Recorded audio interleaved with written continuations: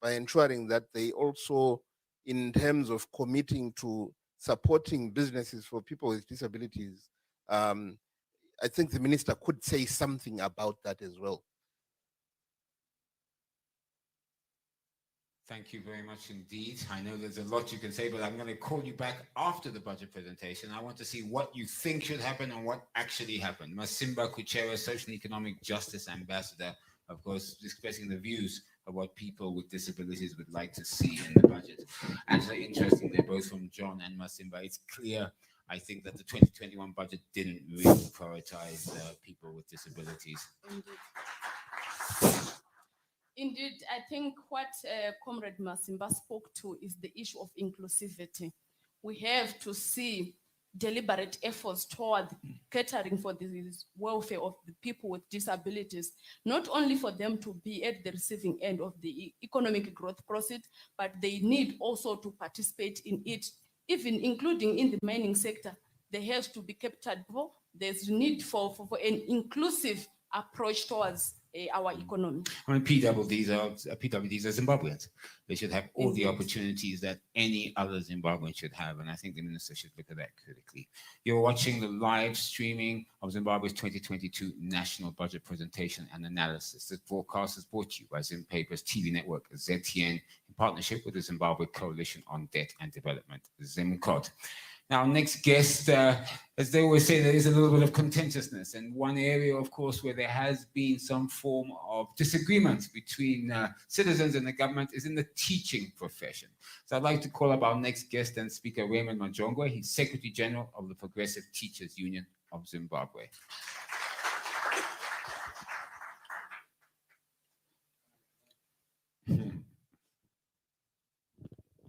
Good afternoon, people. I come back again. I remember I was here last year. Yes, 1 year later. Yes, and I'm happy to be here. And nothing has changed, sadly. For years, we've witnessed budget presentations by one minister to another, and nothing has really changed, because the education sector is one that is looked upon, and we want to believe, without flinching, that it appears there's a clear attempt by government to vandalize education. Because if any nation, and I will quote Simon Mzenda, one of our leading personalities and politicians in this country, who many people don't respect, but those of us who want to look at history think is an important critical component of that particular history. He said, any nation that does not respect its teachers is doomed. And I want to believe he was speaking knowing what was going on.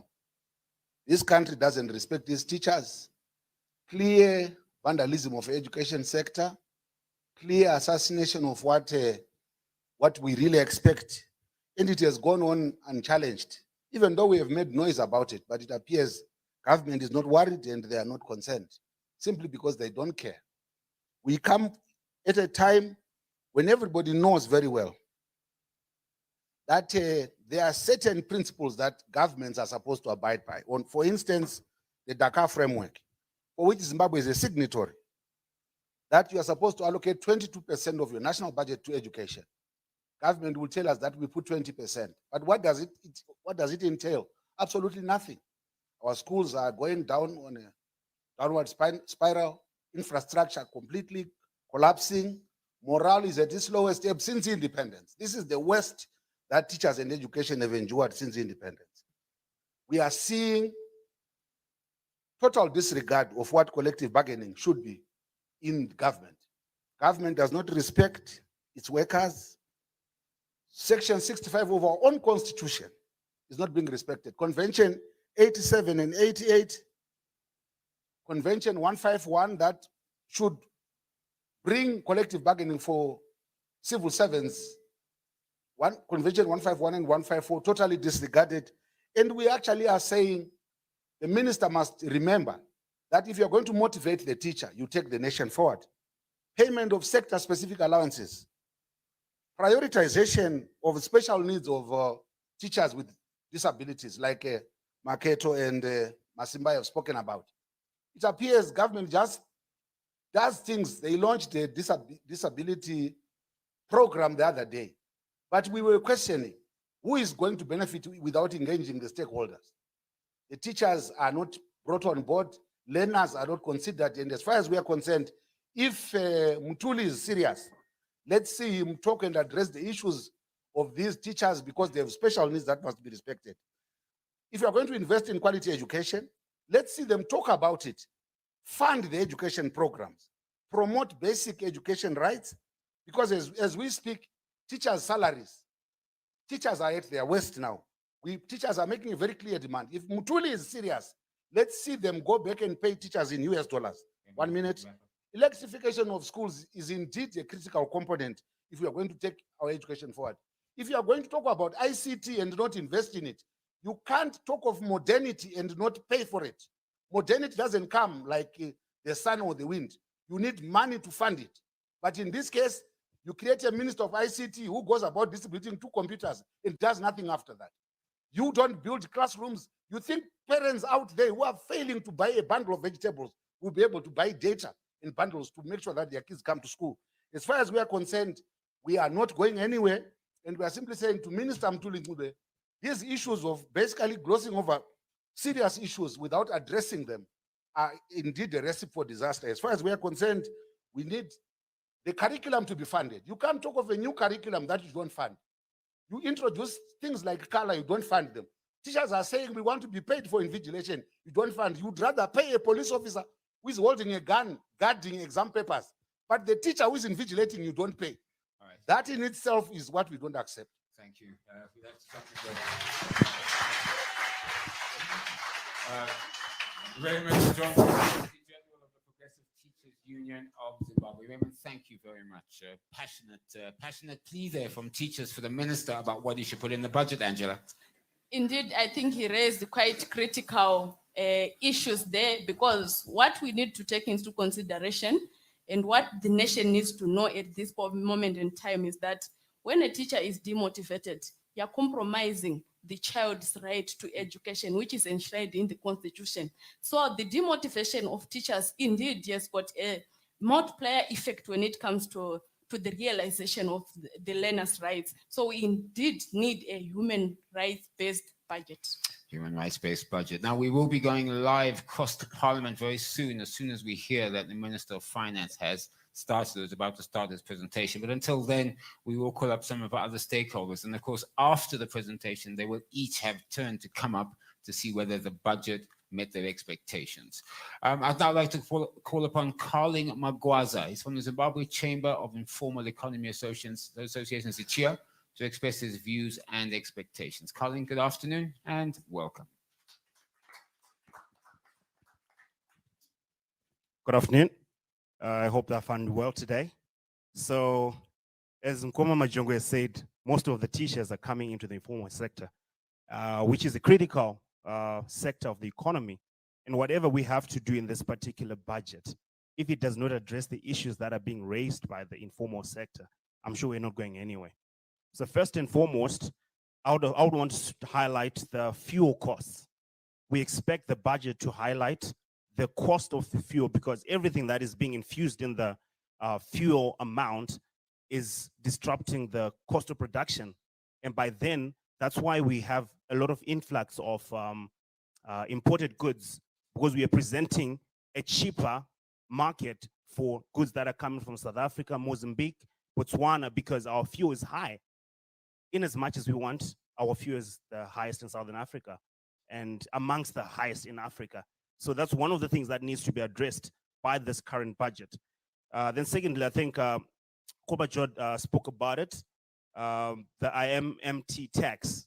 It should be scrapped off or reviewed, or it should be infused in the transactional tax, reduced maybe from the corporate tax or the VAT, not to be added on top as it is right currently.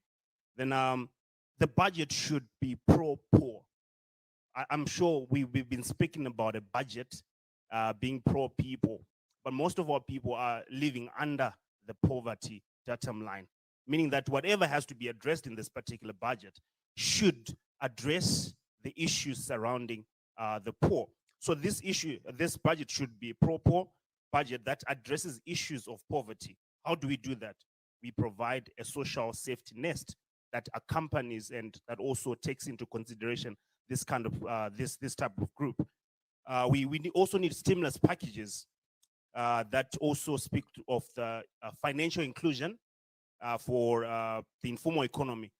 If you look at the number of people that constitute the informal economy, you'll realize that these things are needed. Then lastly, before Mr. Hodges chases me away, infrastructure is important in our sector, in the informal sector, because whatever we do, we don't have stores, but we have a budget that speaks to infrastructure development. And I saw capital development for this particular budget should be about 31% of the particular budget. So we're looking at stores being done for people. Infrastructure, not meaning roads only, but also where we work at as the informal sector. Thank you very much and good afternoon. Thank you. Carling Magwaza from the Zimbabwe Chamber of Informal Economy Association, the chair. It's interesting, Angela. In my opening, I did state that the minister sees the informal sector as maybe a low-hanging fruit to raise revenue. So it'll be interesting to see, and I heard there Carling's thoughts. It'd be interesting to see how he's intending to bring the informal sector into the formal economy, possibly with some tax concessions, maybe with no registration fees if you register your company. Because without becoming formal, you can't access some of the credit lines that the informal sector really does need to expand.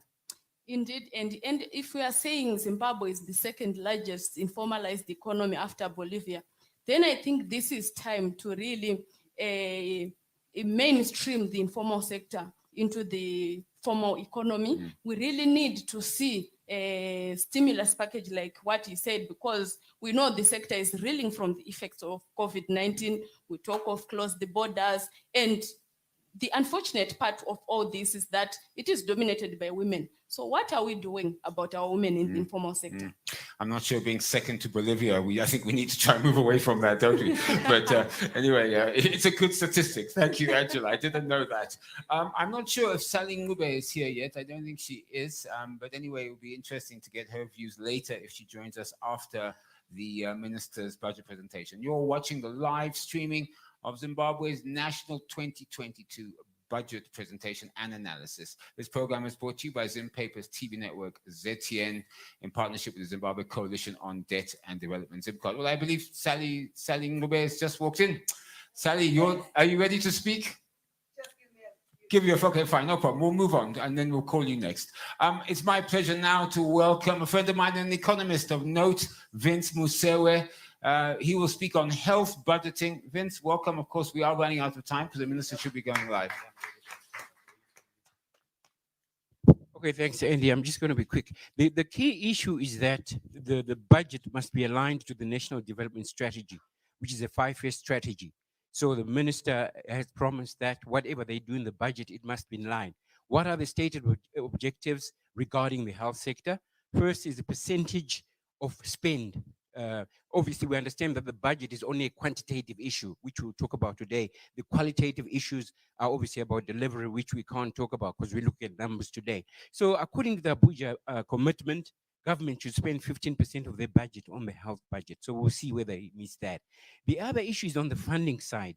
Typically, Zimbabwe spends about 1 billion per annum, 55% local expenditure, 45% health partners from elsewhere. So you want to be able to control the sector by spending more, increasing the 55%.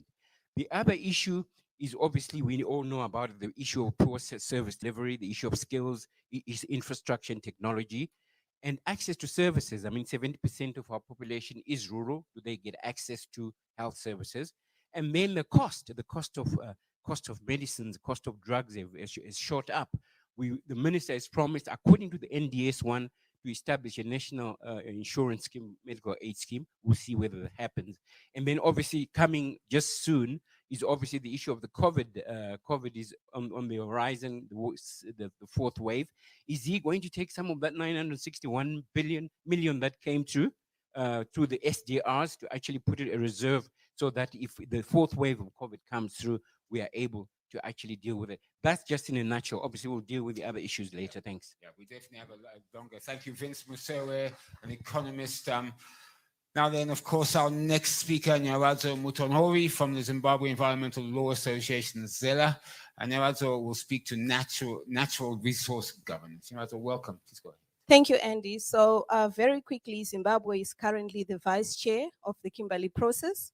And that is a great opportunity for us to show the world that we are serious about transparency reforms. And we really expect in the budget that the minister will speak about issues of Zimbabwe joining the Extractive Industries Transparency Initiative. Because if we look at the mineral resource endowment that we have, and we don't really need to borrow, but we need to harness, all mineral revenue that we have through domestic resource mobilization efforts.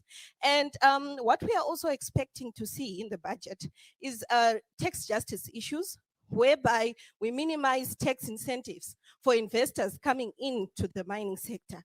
We want to see budget allocations around technology development and infrastructure development to aid processes of geological surveying, exploration, and processes around value addition of the minerals that we have. The reason why we export raw minerals is we don't have the technology to process, we don't have the necessary equipment and infrastructure for us to process those minerals. So we want the budget to have specific allocations to show how serious we are. Surely, as the Kimberley process vice chair, we should be able to polish our diamonds and cut them here in Zimbabwe and export final products so that we get as much revenue as possible from the exploitation of these resources. And what we also expect, we do not have proper community benefit scheme for communities at the moment, communities living in these resource-rich areas. So we want the budget to also, extrapolate a clear, equitable form of distribution of revenue from the natural resources sector. Thank you. Thank you. Nyaradzo Mutonhori from the Zimbabwe Environmental Law Association, ZELA. Now, our next speaker is Sally Mube from the Women's Coalition of Zimbabwe, who will speak to women's issues and gender-responsive budgeting. Sally, good afternoon, and please proceed. For the platform. So from Women's Coalition of Zimbabwe, a national network of women's rights organizations and activists in Zimbabwe, we are looking forward or recommending, and it's an expectation that if the ministry was paying attention to the hearings and our contributions and submissions, we are calling for prioritization of social protection programs and cost of living. So we are looking forward to the national budget really showing a commitment that is substantive to social protection. And then also for healthcare, our issue is around that we are recommending that the budget respects the 15% Abuja Declaration commitment.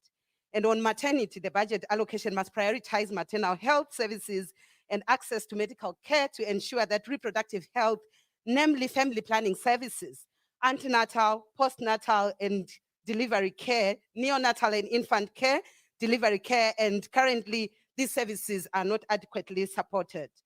Then on sexual and reproductive health rights, we are looking forward to this budget prioritizing the issue of sanitary wear and family planning pills, because we have noted that family planning pills have become highly unaffordable for women. Therefore, we are recommending that this budget addresses the gap by ensuring that there is provision of family planning pills to be given for free where the government hospitals in both rural, peri-urban facilitate for that. And then of priority, given the context that we have, is the issue around water and sanitation. So we have submitted that the water situation in the country is a priority given the COVID-19 context. So it is our recommendation that this budget pays attention to strengthening the national institutions that have a mandate to ensure that we have adequate provision of water. Then on women empowerment and livelihoods issues, we are recommending 40% allocation increase towards women's empowerment in terms of the allocated resources that are targeted at Ministry of Women Affairs, Community, Small and Medium Enterprises. And then on unpaid care work, the 2022 national budget should focus on making allocations in the form of social protection, cash transfer to caregivers, investment in infrastructure such as boreholes, electricity, and our public transport system to ensure that the burden of care work is addressed. And then on education, we are calling on the 2022 budget to also ensure that there is an increase in allocation, targeting the issues around employment costs for the teachers, learning materials and resources, ring-fencing resources for COVID-19 prevention, infection control and management in schools, supplementary school feeding initiatives, and then the provision of free sanitary wear. Now we move to the issue of women in agriculture. We are calling for the 2022 budget to ensure that there is substantive investment in women in agriculture so that the livelihoods are strengthened. Thank you. Thank you very much, Sally Mube from the Women's Coalition of Zimbabwe.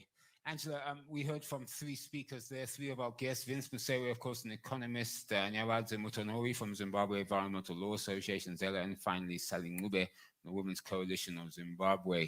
Interlinked issues there. And I think women, of course, as we always say, they're more than half of the population in Zimbabwe. It appears that they don't get half of the money that they should be getting, if I can be simplistic about it. And of course, natural resource governance from Zela in terms of making sure that our laws are fair and that we get the most value out of our resources. Angela? Okay, I think when it comes to the natural resource governance, what Nyarad was emphasizing is that we need to see the budget departing from the parasitic extractive models. We need to see the budget that really ensure that there is value addition to our minerals, because in value addition, that's where we create employment. And a budget that does not create employment is not pro-people. We also need to really ensure that we do not promote futureless growth when it comes to our extractive industry, because like I mentioned, the plunder of our resources means there's nothing for our future generations. I think what's interesting from Sally Mube was the fact that she covered a whole range of things, to say women are in agriculture, women are in mining. Of course, we talked about family planning. The minister did say he may put family planning as a line item in the budget. But I mean, the whole idea of budgeting for women or gender balanced budgeting is something that the government has been urged to do, and they don't seem to be doing it, frankly, quite well. Yeah, and I don't even know why we are so reluctant to really implement gender responsive budgeting, because I think we need to really have fundamentals in place. Do we really have the capacity, probably at the executive level, to ensure that we mainstream gender? And I think we need to emphasize that a budget that is not gendered is endangered. A budget that's not gendered is endangered. I like that. All right. Now, of course, another demographic which I believe is critical that we speak about this afternoon is because 70% of our population in Zimbabwe is under the age of 35 years old. So I'd like to call upon a youth representative, Mishek Gondo, to understand what youth would like to see in this budget. Mishek.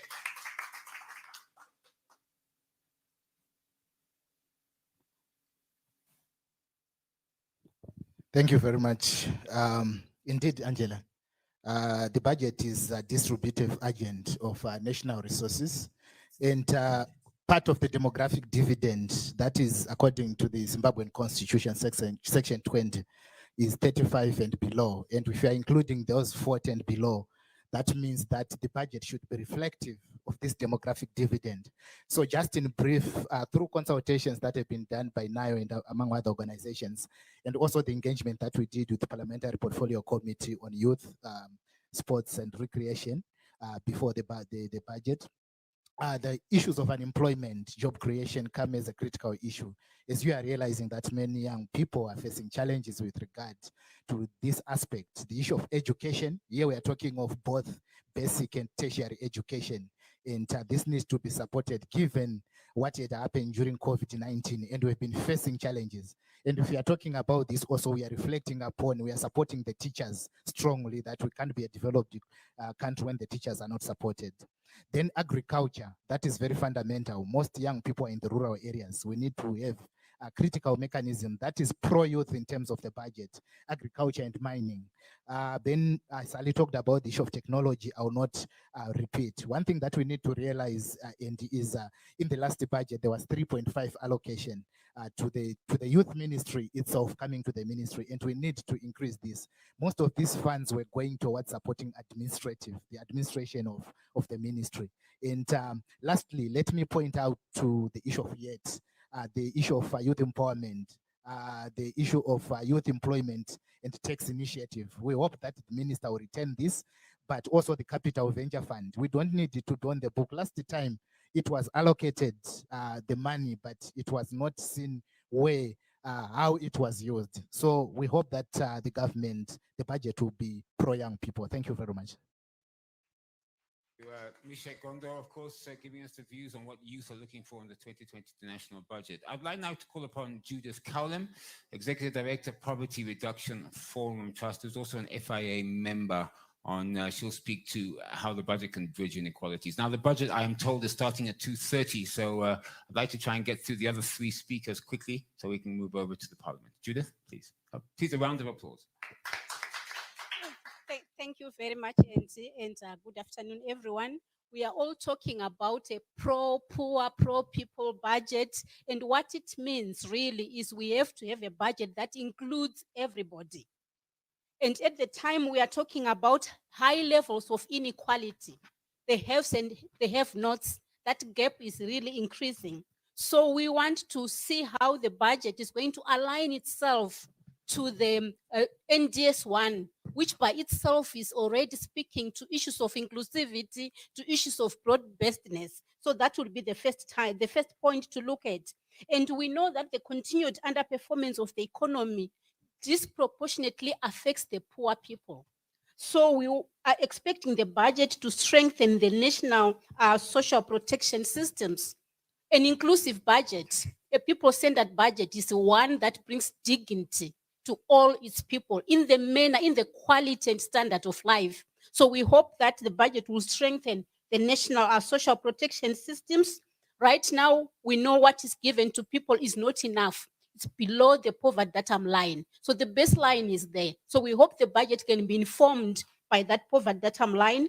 We expect to see more public spending in health, in education, in infrastructure, but it can't be business as usual.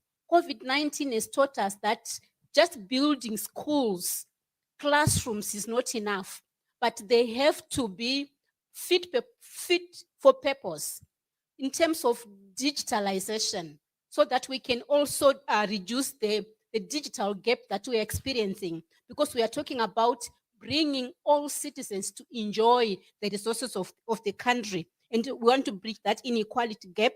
So we're expecting also the budget to be intentional about supporting infrastructure development in a manner that brings together rural, urban, youth, elderly, people with disability, women, everybody. Because when you expand agricultural access, geographic access, when you expand ease flow of information, when you expand public transport, then the poor people can have access to economic activities. They can move around. And so we expect that the budget can do that. And also we want the budget to be able to stabilize the local currency, because the depreciation affects the poor people and those that are on a fixed income more. So we hope that the currency can be stabilized. There can be confidence in the currency. But Zimbabweans do not want to be cherry cases. So we hope that the budget will also support expansion of industry, so that eventually jobs can be created. Eventually people can have meaningful sources of livelihoods. So the budget should also support infrastructure development and industry in that manner. Thank you very much, Andy. Thank you. Judith Cowlem, Executive Director, Poverty Reduction Forum Trust. I've just heard from our team at Parliament that the budget will commence at 2:45 p.m. So that's in a few more minutes. But of course, it's to be expected. As the Minister says, he may make final change. Judith wanted to speak more. They may make some final changes to the budget as it's hitting the press. So don't worry, Judith, we'll give you time after the presentation to really express yourselves. Angela, you know, it's fascinating. We heard there, of course, from Judith, Executive Director, Poverty Reduction Forum Trust, and of course, you know, the other speakers. You know, you spoke about this earlier, the issue of pro-poor, making sure that the less fortunate in our society, in Zimbabwean society, catch up, because this upper middle income economy is critical, and you can't leave half of us poor and the rest in upper middle income, Angela.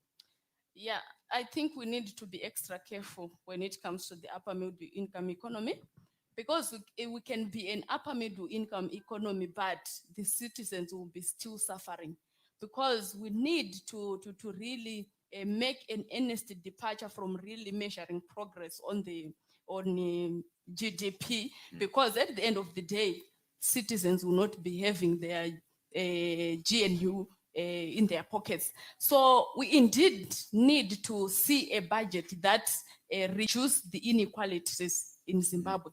We need to see deliberate efforts when it comes to tax relief measures, because at the moment, citizens are really shouldering the heavy tax burden. Why can't we introduce wealth tax? I mean, you make a good point. I mean, the issue here is, will the minister widen the tax bands, for example? Will he even eliminate some of the tax for lower earning citizens? That's a critical issue. Now, I want to also turn to Mishek Gondo's expressing the youth views. I mean, youth, as I said, 70% of Zimbabwe's population under the age of 35. You ignore them at your peril. Indeed, and like I mentioned earlier on, Andy, a budget that does not create employment is really a disservice to the young people. We have seen researches, statistics that are saying the majority of youths who are unemployed, they are resorting to drug abuse and substance abuse. We need to see a budget that really redeems the youths from this economic and social hardship, because if we are saying they constitute the huge chunk of our population, then we cannot afford the future of this nation to go down the drain.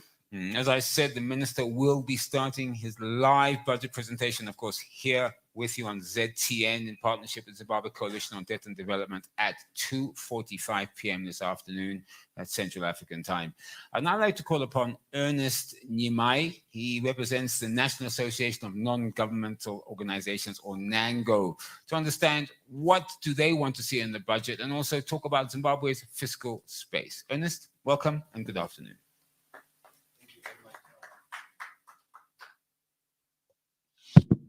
Thank you very much, and thank you for awarding us this opportunity to also echo the same sentiments which have been amplified by previous presenters.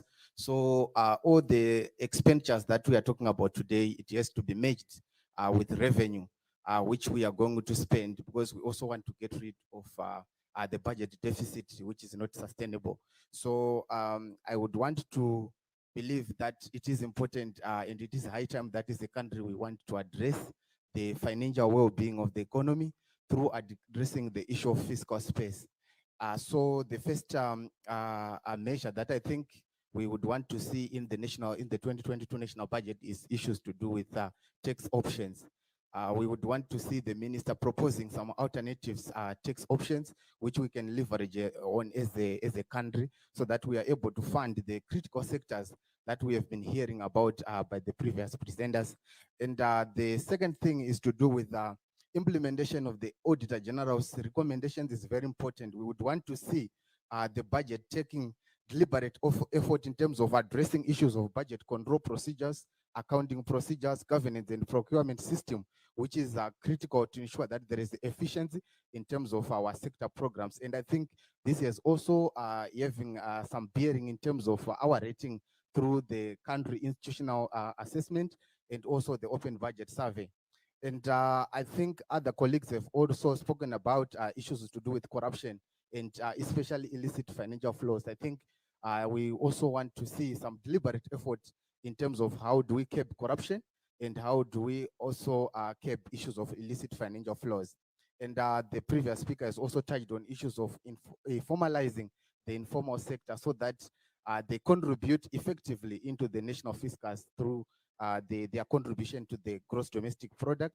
And issues of value addition and beneficiation, I think this is one of the 14 pillars that are included in the National Development Strategy 1, where as a country we want to aspire to see some moving our economy up the value chain. So I think it is the item that as we move forward through the 2022 national budget, we start to see some issues around value addition, beneficiation of the mineral resources and other precious metals that we have as a country. So these are some of the things that I would want to see, especially around how do we broaden and identify some areas of generating additional sector resources to fund the program that we have been talking about. Thank you. Thank you very much. Ernest Jumai from the National Association of Non-Governmental Organizations, NANGO, looking at really seeing what can the minister do to expand, or what can he do about the fiscal space in Zimbabwe. Angela, you know, it's interesting, some of the points that Ernest raised there. Of course, we worry or we're concerned that when a government wants to raise income, the first thing it does, of course, is raise taxes. And here, I'm not just talking about personal income tax, I'm also talking about taxes, government fees going up. I'm talking about taxes on things like cigarettes and alcohol, etc. That seems to be the go-to for most governments, rather than looking to see how they can boost revenue by maybe value addition, getting more value for our minerals, exporting more, etc. So what do you think about this? Yeah, I would like to believe that in as far as we might anticipate the minister to really broaden the revenue collection base, we do not expect the budget to continue suffocating citizens. We do not expect the budget to continue burdening citizens. In other words, like he said yesterday in the exclusive encounter with you, we need a pro-poor budget, a budget by the people for the people, in his own words. And then we can't expect that if you continue to really suffocate citizens with huge tax burden.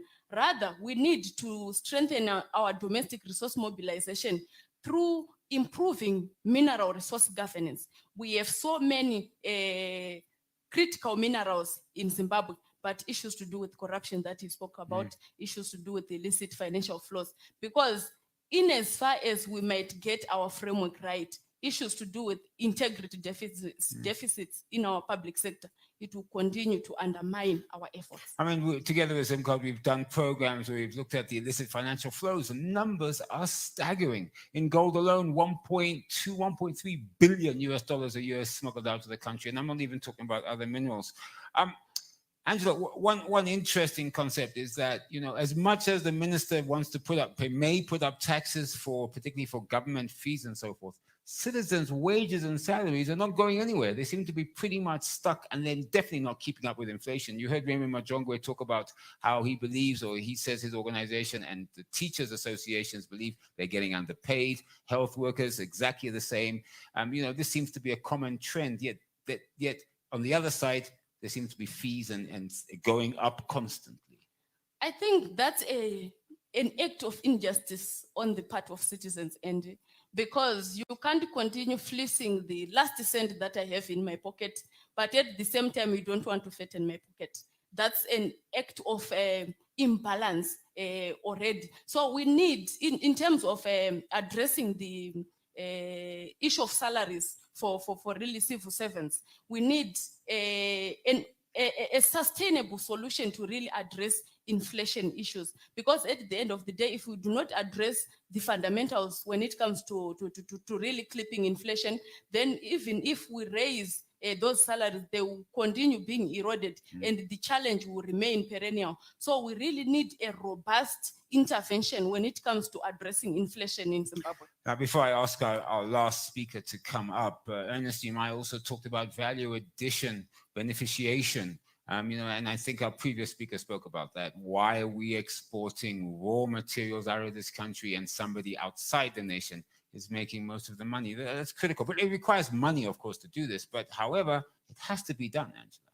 I think what is lacking is just political will, because we really need to utilize that revenue that we are using to sell our minerals to plow back into really funding value addition requirements that we have as a country. I think we need political will at this moment in time to ensure that we really take the issues of value addition seriously and ensure that we create employment. At the end of the day, if we do that, we can have pro-people development in Zimbabwe. Jobs, jobs, jobs. I think Zimbabweans are crying out for that. Now, as I said, the Minister of Finance will be presenting live here on ZimPaper's TV network, ZTN, the 2022 National Budget Statement at 2:45 p.m. That's in about just under 15 minutes from now.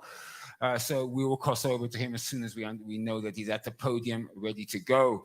But let me now call upon Frederick Maguainga. He is from the Zimbabwe Union of Drivers and Conductors, and he will speak on what he believes the minister needs to do in the budget to ensure an efficient public transportation system in Zimbabwe.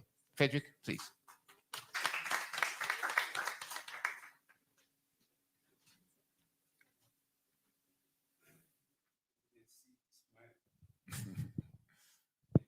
Good afternoon, ladies and gentlemen. Our host, Andy Hodges, and our co-host from ZimCode, Angeline. Thank you very much for this opportunity. You have the right to transport that is available as and when required. You have got the right to safety, because it's not just about transportation of human life. You have got the right to comfort. You've got the right to do business within our transport system. But you cannot have that right when we do have a demotivated transport workers crew in our country. Our drivers are not happy. The conductors are not happy because they are not well paid. Truck drivers companies, they are paid in Forex and they pay in RTGS. So we are calling on our minister to consider putting a law or a legislation or a resolution or directive that is honest to its citizens, to make sure that those who actually deal with Forex also pay in Forex. Because Zimra is also getting Forex. And we have seen civil servants being promised Forex, bonuses in the form of Forex. You also have got the right to post-crash management and disaster preparedness. I've started with this. When an accident happens, what is happening? How much time, how long are we going to see the fire brigade? Are they coming equipped? Are we going to see an ambulance coming? Or we are just going to see bystanders taking videos? Or else we are just witnessing some people actually passing through saying, I cannot touch, because they don't have what it takes, the skills and the equipment. What am I saying? We are calling on the ministry and the honorable minister to make sure that there is adequate equipment within our highways in terms of disaster preparedness. There is adequate funding for the acquisition of ambulances. We don't have ambulances.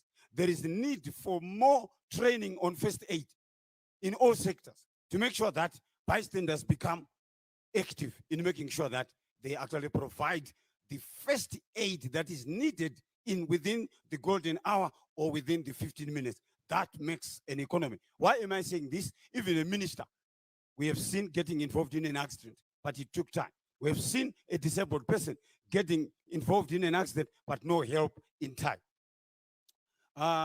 We also want to see transport workers receiving rebates to motivate them. Right now, a truck driver or a transport worker is allowed to spend $10 USD when he goes out of the country. We don't have time with our families. So when I'm out, I may be able to actually help my wife and my family to actually purchase the necessities of my family, because I don't have time as the head of the family, or as a woman, as a driver, as the head of the family, must have access to use his Visa card or whatever card to make sure that he buys something from outside. I think Honorable Mavima alluded to awarding civil servants the opportunity to buy from outside. It is a clear internal admission that is not going well with our salaries. We're also calling on the government to remove the transfer charges and the bank charges. I'm happy it has been mentioned. I'm also actually coming from the transport fraternity to make sure that we are receiving money from the phone. You don't do anything with that money. What do you do with the money that is found in a phone?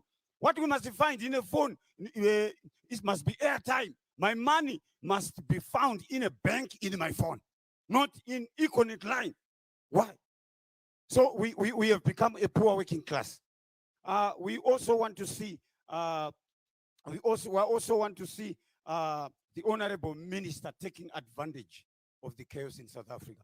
As I'm speaking, the South Africans have chosen the wrong way of dealing with issues. Yes, politics is there, but we must know that business must be done. How can you ban a truck? How can you ban a human being alive, a fellow black person? Right now, we are in the middle of chaos. Our fellow drivers are dying, our countrymen, men and women are dying in South Africa.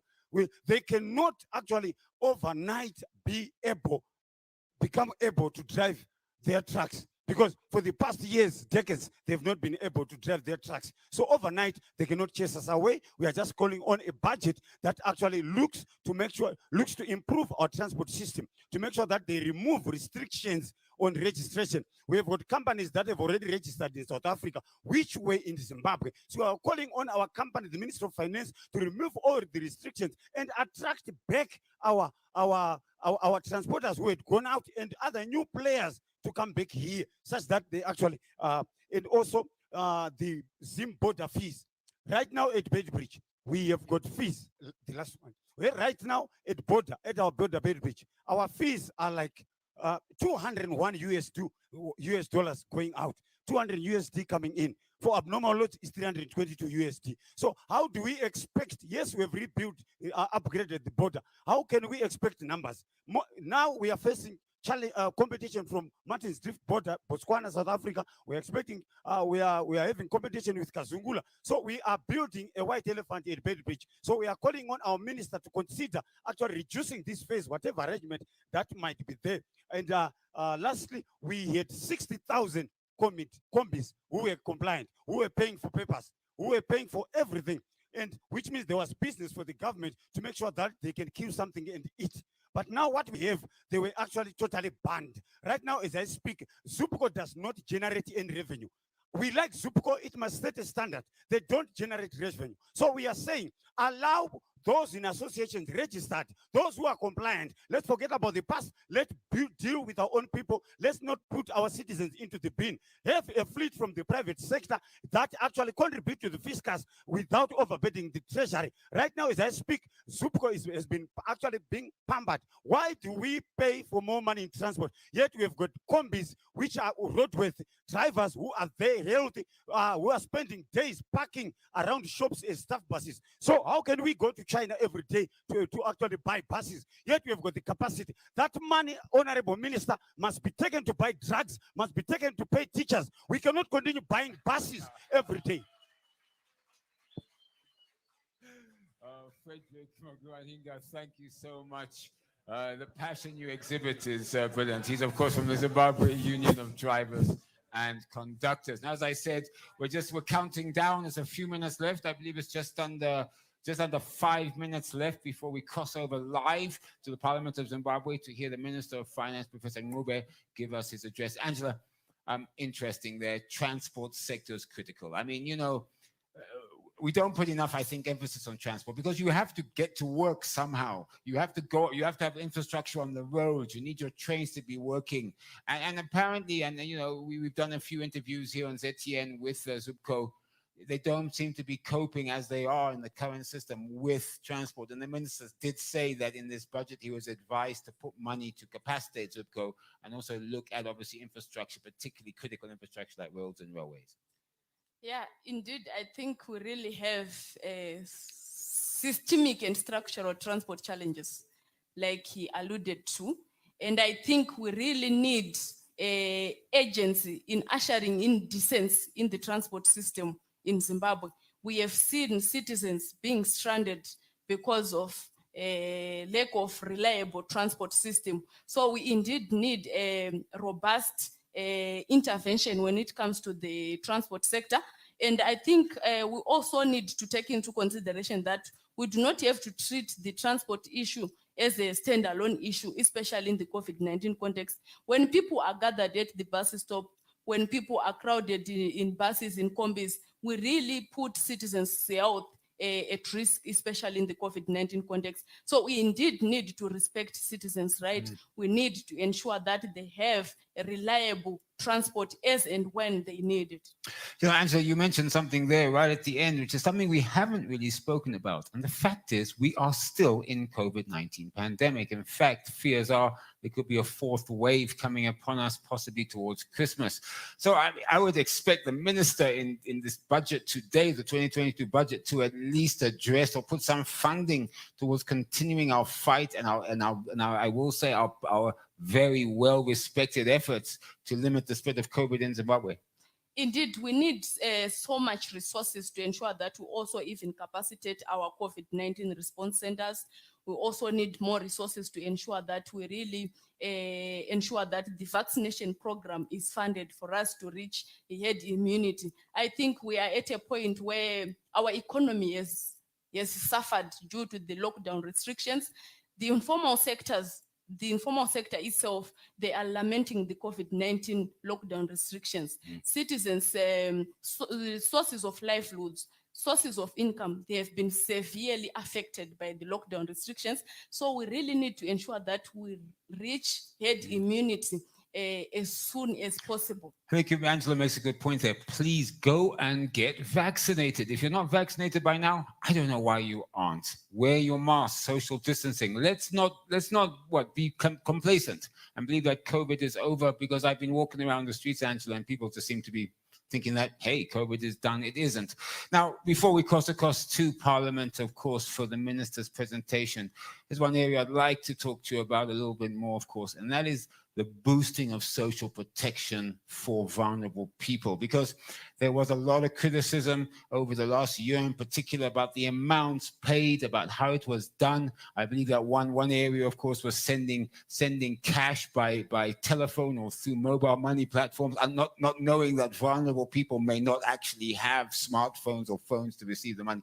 So what do you think the minister can do in this budget to boost social protection measures? I think at this moment in time, we really need to prioritize social protection, like you said, and probably we need to consider reaching or surpassing the 4.5% African social protection policy to ensure that we really cushion the vulnerable citizens in Zimbabwe. But it does not have to end there. We really need to ensure that if we have funds that are meant to cushion the poor and vulnerable, they reach intended audiences. We do not want scenarios where those people who are not bona fide to receive the funds benefiting, like government officials, as reported in the special audit report by the Auditor General on COVID-19 public resource management. So we also need setting aside funds for social protection is one thing. Then ensuring that the beneficiaries get those funds is another thing. We need to safeguard those resources from abuse. Now, as you're aware, of course, the Abuja Declaration states that 15% of a country's national budget, or money it makes, if I can be simplistic, goes towards health. The government of Zimbabwe states that it has, in fact, it's spending more than 15% on health. However, there's a bit of a caveat on that, Angela, isn't it? Because they're including in there money they're spending on COVID-19 is in that number. But if you take away the COVID-19 expenses, it's way below 15%. It's a little bit of a gray area, if I can call it that. It is indeed a gray area. And if we are talking about the 15% Abuja Declaration, of course, we really need that provision to be met. We really even need to get funds that surpass that declaration. But like I mentioned, allocating funds is one thing, then expenditure is another thing. I think we have a case of the Minister of Health and Child Care, which was allocated funds during this COVID-19 context, but the Auditor General had to say that it only expended 1% of its budget in by mid-year. Why? Because the treasury was not availing funds. So allocating resources to the health sector is one thing, but ensuring that we really expend those resources is another thing. One area, of course, which is critical, the government is committed, or it says it's committed to fighting corruption. However, criticism has been leveled that that the minister is not giving enough funding to such organizations like the Zimbabwe Anti-Corruption Commission and other commissions that look at fighting corruption. And in fact, they're undercapacitated. And I believe at the presentation in Victoria Falls with the parliamentarians, he did state that that was one of the wishes, that they spend enough money on ZAC in particular, because so that fighting corruption becomes a reality, and that in every ministry and every public sector organization, and even white collar crime, it can be effectively fought. Indeed, I see you're smiling. I don't. I like the fact that you made reference to white collar corruption, and we know that such kind of corruption, I think, is very difficult to deal with. It requires a certain technical capacity to really deal with systemic and white collar. All right, sorry, Angela, I have to jump in there. Well, this is the time that you've been waiting for. We now, of course, here at ZTN cross across live to Zimbabwe's Parliament building for the Minister of Finance, Professor Mube, to give us his 2022 national budget presentation. Now, please don't go away. We'll be back right after the presentation to discuss the implications and whether it met stakeholder value. See you later.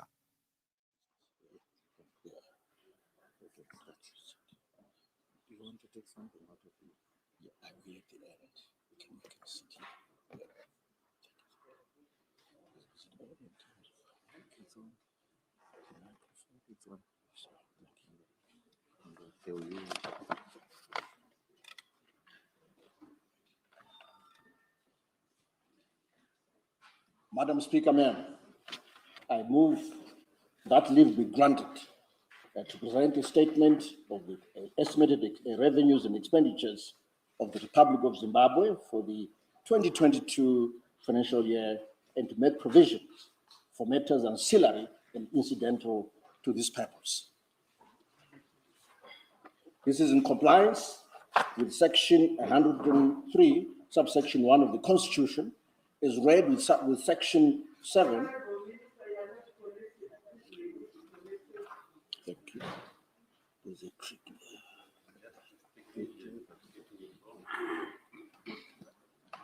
We'll try again. Technology is not straightforward.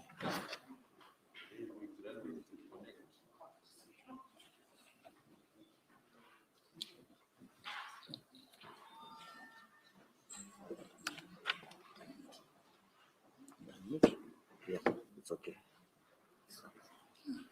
Can I be heard now? Yes, definitely.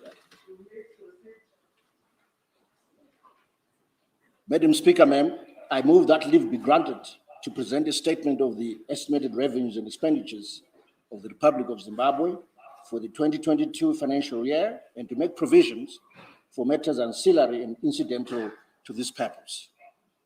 This is in compliance with Section 103, subsection 1 of the Constitution, as read with Section 2, subsection 2A of the Public Finance Management Act, General Regulations of 2019.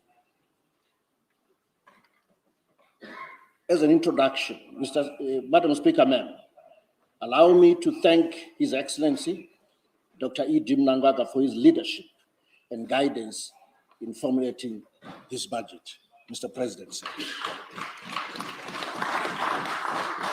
I also want to express my appreciation to the Honorable Vice President, Dr. CGDN Chuenga, fellow cabinet ministers, line ministries, departments and agencies for their valuable input into this process.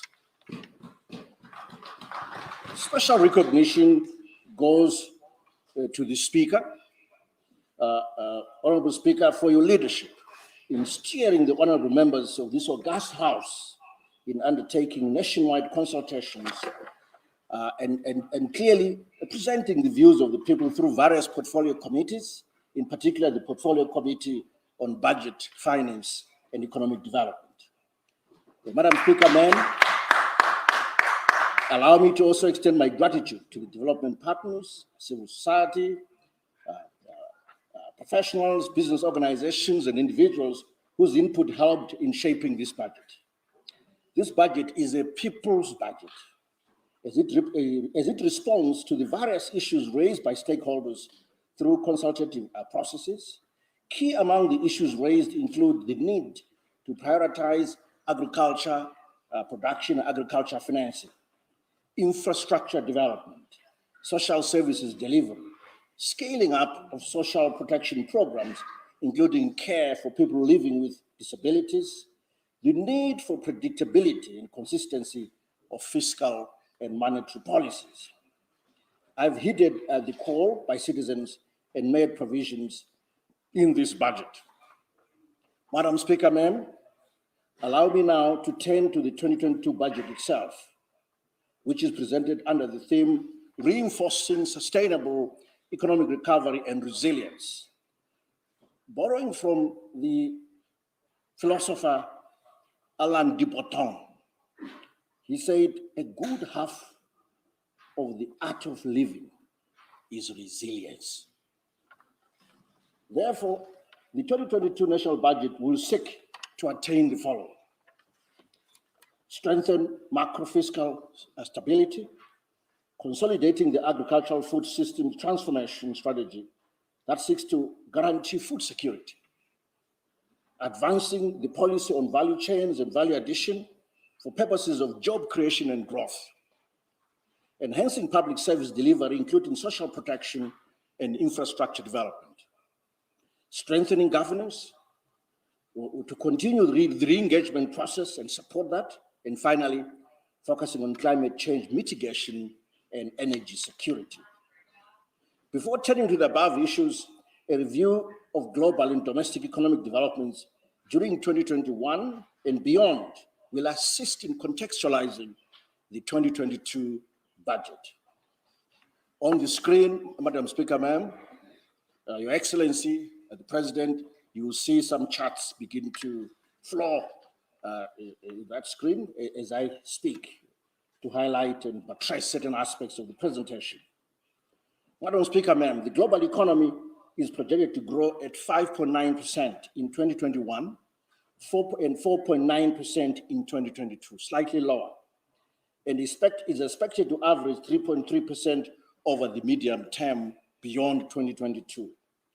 This growth is dominated by advanced economies, which are expected to recover from the COVID-19 pandemic situation due to policy support interventions and the opening up of global supply chains. On the screen, maybe it's too small, but you see some figures showing the global economic growth projections, as well as positioning Zimbabwe in that context. The Sub-Saharan Africa region is expected to grow by an average of 3.7% in 2021, which is lower than the global rate of 5.9%, amid COVID-19 restrictive measures, slow vaccination programs, limited fiscal space, and growing debt burden. And that is shown on slide 3. Let me now turn back to the domestic economy, Madam Speaker, ma'am. Madam Speaker, ma'am, domestic GDP growth for 2021 is estimated to remain strong at 7.8% growth, mainly on account of a good 2020-2021 agricultural season, higher international mineral commodity prices, the stabilizing macroeconomic environment, and better management of the COVID-19 pandemic situation. In 2022, the economy is projected to grow at 5.5%, underpinned by higher output in mining, in manufacturing, in agriculture, construction, as well as accommodation and food services. This speaks to the tourism sector as well. We expect some modest recovery in that sector. The 2022 growth projection is, however, subject to risks emanating from the future path of the pandemic and its impact on key sectors of the economy. I now turn to a critical aspect of the macroeconomy, which is inflation.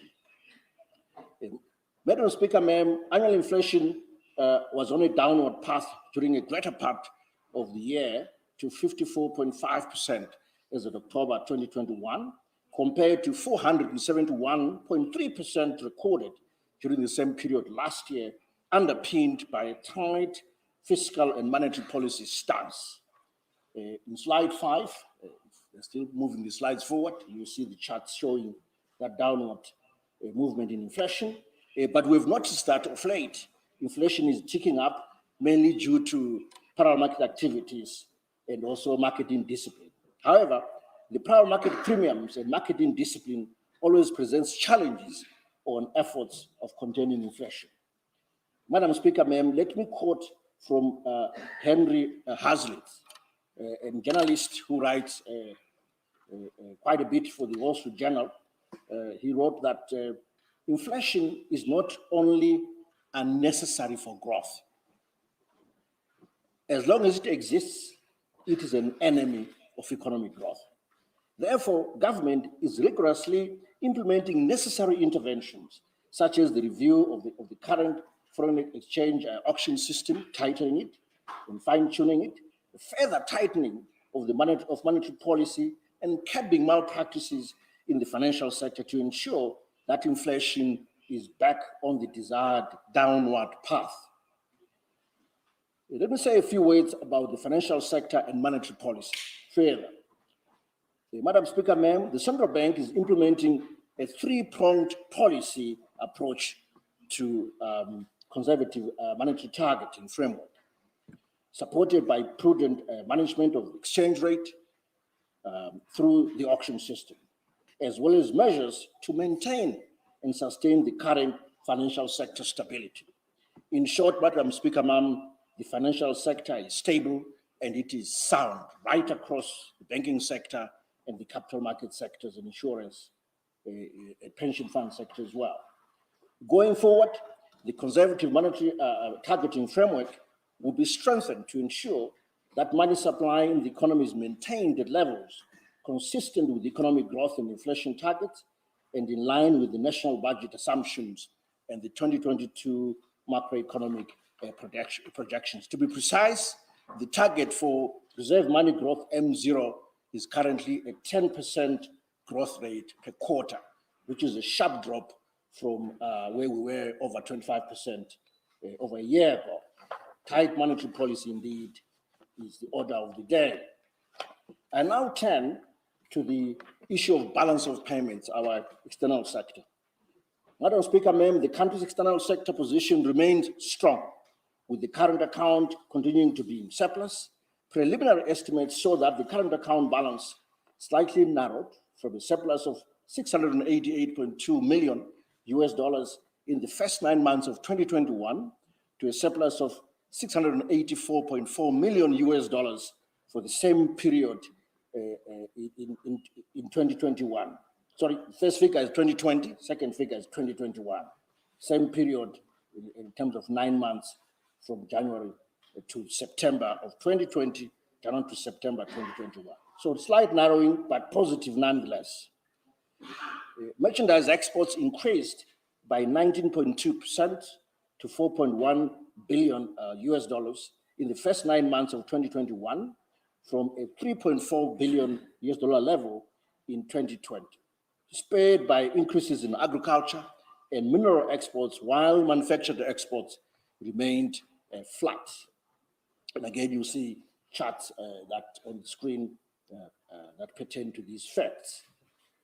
Merchandise imports increased to $4.2 billion in the first 9 months of 2021, representing a 27.3% increase from the 3.3 billion figure for the comparable period in 2020, driven by increases in fuel, machinery, and raw material imports.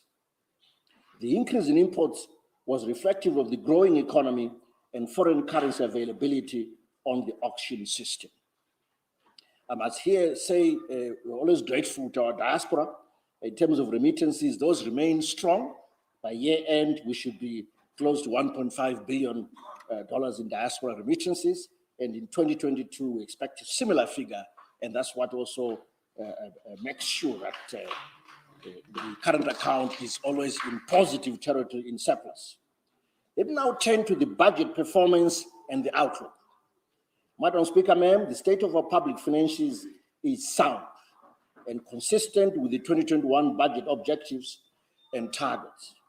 Revenue collections during the first 9 months to September 2021 amounted to 317.4 billion Zimbabwe dollars against a projection of 291.5 billion Zimbabwe dollars, resulting in a positive variance of 25.8 billion Zimbabwe dollars, about 8.9%. But by year end, this is just to September, by year end, we're now expected to reach 495.01 billion, which is about 16.6% of GDP. And there's a slide that shows this. Madam Speaker, ma'am, total expenditures for the same period amounted to 351.7 billion Zimbabwe dollars against a target of 305.3 billion Zimbabwe dollars, resulting in an expenditure overrun of 46.3 billion Zimbabwe dollars, which is about 15.2%. Projected expenditure to the year end amounts to 509 billion Zimbabwe dollars, mainly on account of COVID-19 related expenditures, increased outlays on grain procurement, as well as other development expenditures, especially on infrastructure projects, roads, dams, and other infrastructure projects. As a result, the budget deficit for the first 9 months stood at 32.8 billion Zimbabwe dollars. It is now expected to end the year at 14 billion Zimbabwe dollars, but this is not a cause for concern. It is only 0.5% of GDP, well within our targets and also well within the SADC target of 3% of GDP. I now turn to public debt. Madam Speaker, ma'am, the total public debt as of the end of September 2021 amounted to 13.7 billion US dollars, comprising of public external debt of 13.2 billion, which now includes blocked funds from the Reserve Bank of Zimbabwe, and domestic debt, which is about 532 million US dollars equivalent. Just one sentence on the blocked funds. I will be bringing a bill before this House for the debt assumption of the $3 billion that we have assumed as central government from the central bank in the form of blocked funds. I want to say a few words about the development partner support, Madam Speaker. Development partners continue to play a pivotal role in supporting government's efforts towards the implementation of NDS-1 programs and projects. During the period January to September 2021, the country received development assistance amounting to 647.6 million US dollars, of which 401.7 million was from bilateral partners and 245.9 million was from multilateral partners. A further 202.4 million in development assistance is projected during the fourth quarter of 2021. That should be in slide 15 if we're counting. In 2022, support from the development partners is projected at 764.7 million US dollars, mainly towards health, agriculture, social protection, and governance programs. Madam Speaker, ma'am, let me now turn to the 2022 macro budget framework, which is the core of all our budget estimates. Madam Speaker, ma'am, consistent with the growth projection of 5.5% in 2022, total revenue collections are projected at 850.7 billion Zimbabwe dollars for 2022. This is 16.8% of GDP. On the other hand, expenditures in 2022 are projected at 927.3 billion Zimbabwe dollars, which is about 18.3% of GDP. The total recurrent spending will constitute 13.4% of GDP, while capital programs will take up 5% of GDP. Employment costs will be contained at about 6.7% of GDP, or 36.7% of revenues. Should be a slide for that to amplify those points. Madam Speaker, ma'am, the 2022 budget financing requirement or the deficit is projected to be at 76.5 billion Zimbabwe dollars, which will be financed through issuance of government securities, utilization of the country's SDR allocation, and external loan disbursements. This deficit of 76.5 billion Zimbabwe dollars amounts to 1.5% of GDP. This again is in line with our NDS projections, NDS1 projections, and is within the SADC target of 3% and below. Madam Speaker, ma'am, you may recall that under the general allocation of SDRs of 456 billion, which is equivalent to 650 billion US dollars, the government of Zimbabwe in August 2021 was allocated 677.4 million SDRs, which translates to 958 million US dollars equivalent. This is from the International Monetary Fund. Part of this SDR allocation will be used to finance the budget exclusively for social sectors, namely health, education, and productive sectors, particularly around supporting value chains and the construction of infrastructure, as well as boosting our reserves to support macroeconomic stability. Let me turn to the Fiscal Policy Trust. In consolidation of macroeconomic stability, a prudent fiscal policy complemented by tight monetary policy is being pursued under the 2022 budget. This entails containing expenditures within the budget, non-recourse to central bank financing, continuation of monetary targeting, and improving the foreign currency auction system.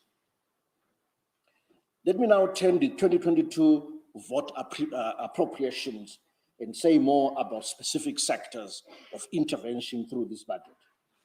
Madam Speaker, ma'am, the proposed estimates for 2022, including constitutional and statutory appropriations, is 927.3 billion Zimbabwe dollars, or 18.3% of GDP. The amount, however, falls far short of requests submitted by line ministries, departments, agencies, the MDAs, and presented during the 2022 budget hearings, which were in excess of 2.7 trillion Zimbabwe dollars. The proposed vote appropriations prioritize projects and programs drawn from NDS1 and are supportive of infrastructure investment and public service delivery. Let me turn to the area of agriculture, water, climate, and rural development. Madam Speaker, ma'am, the thrust under agriculture generically is to surpass the 2021 production levels through the implementation of the key tenets of the agriculture recovery plan. Based on the current agriculture financing model, government will finance the productive social protection scheme, or Fumvuda in Twasa. Notice where we are using the phrase productive social protection scheme, because that's what it is in economic terms. This is for both crop and livestock support for vulnerable households. While banks will fund the private sector component, which is the National Enhanced Agriculture Productivity Scheme, with government providing guarantees within the partnership when necessary. Consequently, an allocation of 124 billion Zimbabwe dollars to the Ministry of Lands, Agriculture, Water, Climate, and Rural Development is provided under the budget, targeted towards the following key interventions: grain production and grain purchases, horticulture, business advisory and extension services, agriculture research and colleges, animal disease prevention and control, agriculture engineering and mechanization, water and sanitation. This includes dams, bore drilling, and then irrigation development, which is very important for evacuating water from our dams, and finally, rural development. I now turn to the mining area. Madam Speaker, ma'am, the country will continue to leverage on its mineral resources in order to achieve the desired $12 billion mining industry by year 2023. In support of this, the budget has a provision of 3 billion Zimbabwe dollars to the Ministry of Mines and Mining Development for implementation of the following programs and activities, among others, of course: the amendment of the Mines and Minerals Act, the operationalization of the cadastral system, which is under trial, the mining exploration, we invest in mining exploration, decentralization of operations, opening up of of closed mines, hiring and capacitating mining extension officers, which are similar to the architects extension officers, but this time for mining, so that we have foot soldiers on the ground to monitor what's going on the ground and support miners as they go about their business. The establishment of gold service centers and mineral value addition and beneficiation. We now turn to a key sector, which is industry, and a few words here. Madam Speaker, ma'am, the 2022 budget seeks to facilitate a shift towards production of high value and manufactured products, which contribute more to output, export earnings, and create decent jobs. Additionally, the thrust is on enhancing local production and productivity through domestication of value chains, including domestic raw materials. I therefore propose to allocate 3.9 billion Zimbabwe dollars to the Ministry of Industry and Commerce towards the following programs and projects, among others: capacitation of the Industrial Development Corporation, IDC, industrial upgrading, Zisco steel revival, and value chain development. Let me now turn to the tourism and environment and climate sectors. Madam Speaker, ma'am, the tourism sector was most affected under the COVID-19 conditions and will require more support for its recovery. Hence, implementation of the National Tourism Recovery and Growth Strategy is receiving higher priority under the 2022 budget. Therefore, an allocation of 3.7 billion to the Ministry of Environment, Climate, Tourism, and Hospitality Industry, which should also cater for the implementation of climate change and mitigation measures. I now turn to the issue of youth, sports, arts, and recreation.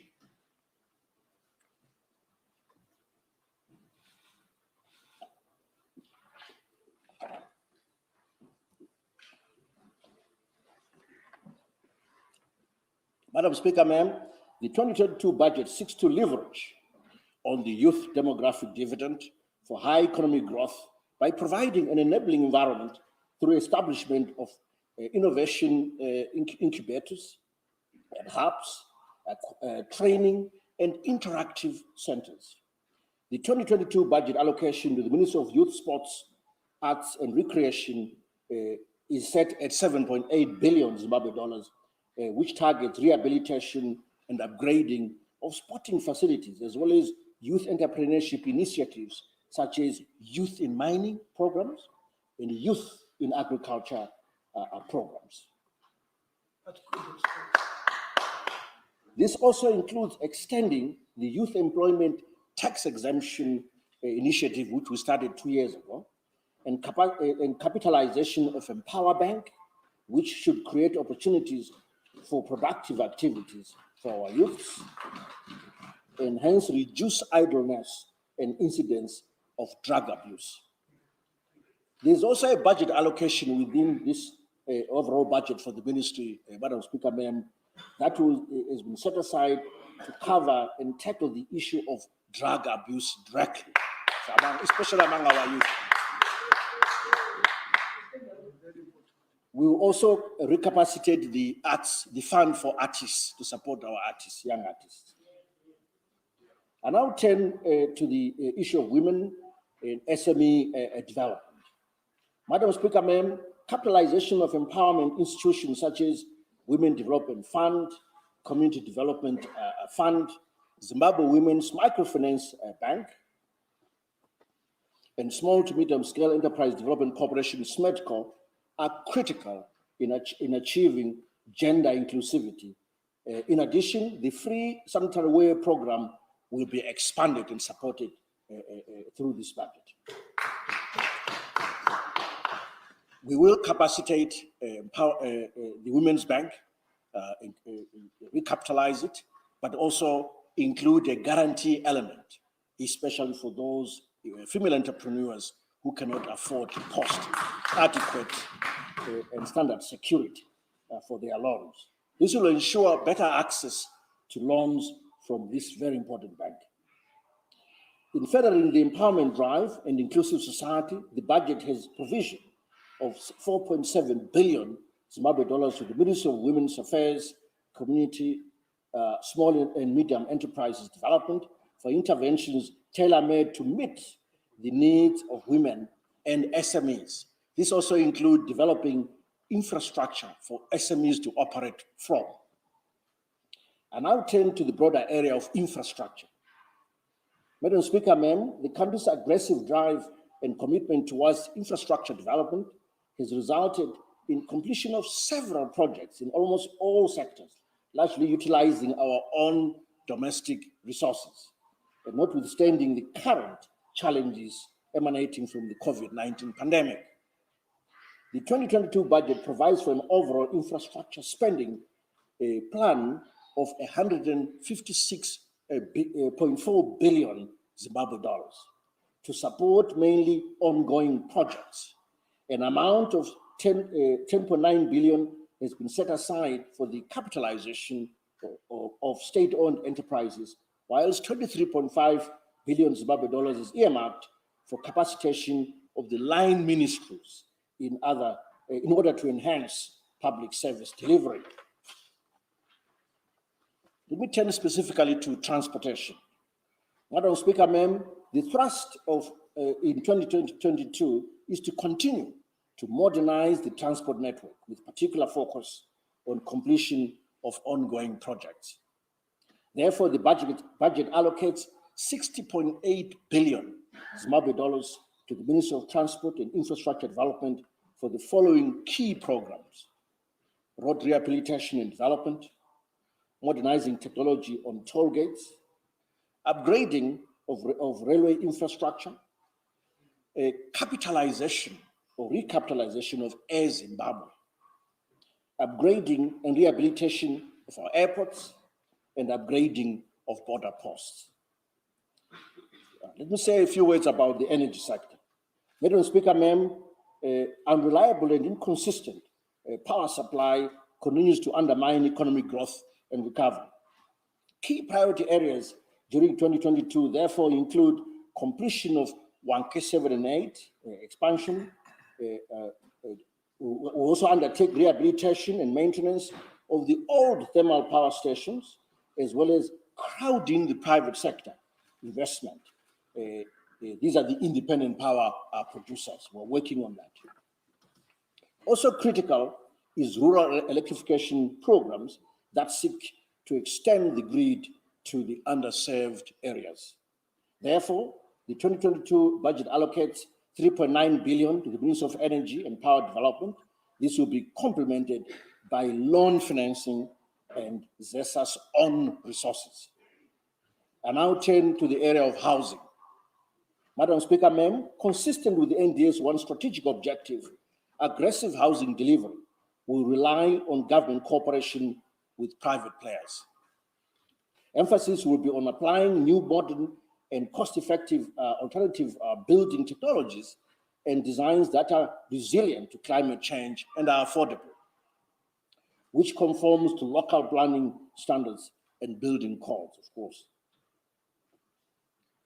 The densification model will be employed, whilst the smart city concept already adopted will be cascaded to other critical areas.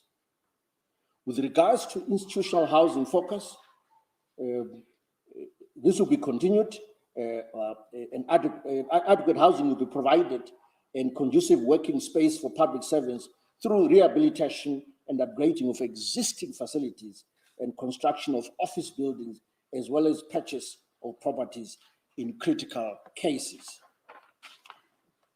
In this regard, a total of 29 billion Zimbabwe dollars is being allocated to the various institutional accommodation projects, and a further 500 million Zimbabwe dollars for recapitalization of the National Housing Fund. But I must hasten to say that the Ministry of National Housing and Social Welfare is being allocated a budget of 10.1 billion Zimbabwe dollars, which is included within the overall 29 billion Zimbabwe dollars targeting the housing sector. I now turn to the local government issues. Madam Speaker, ma'am, aging infrastructure, coupled with increasing population, makes it imperative that we invest in new water supply sources and sewer infrastructure for our urban areas. To this end, through conditional grants, a total of 2.1 billion will be availed to urban and rural local authorities. Therefore, through the intergovernmental fiscal program, or rather intergovernmental fiscal allocation, which is the devolution resource allocation, an amount of 42.5 billion, being 5% of the total revenues, will be disbursed to all local authorities for implementation of impactful community infrastructure projects.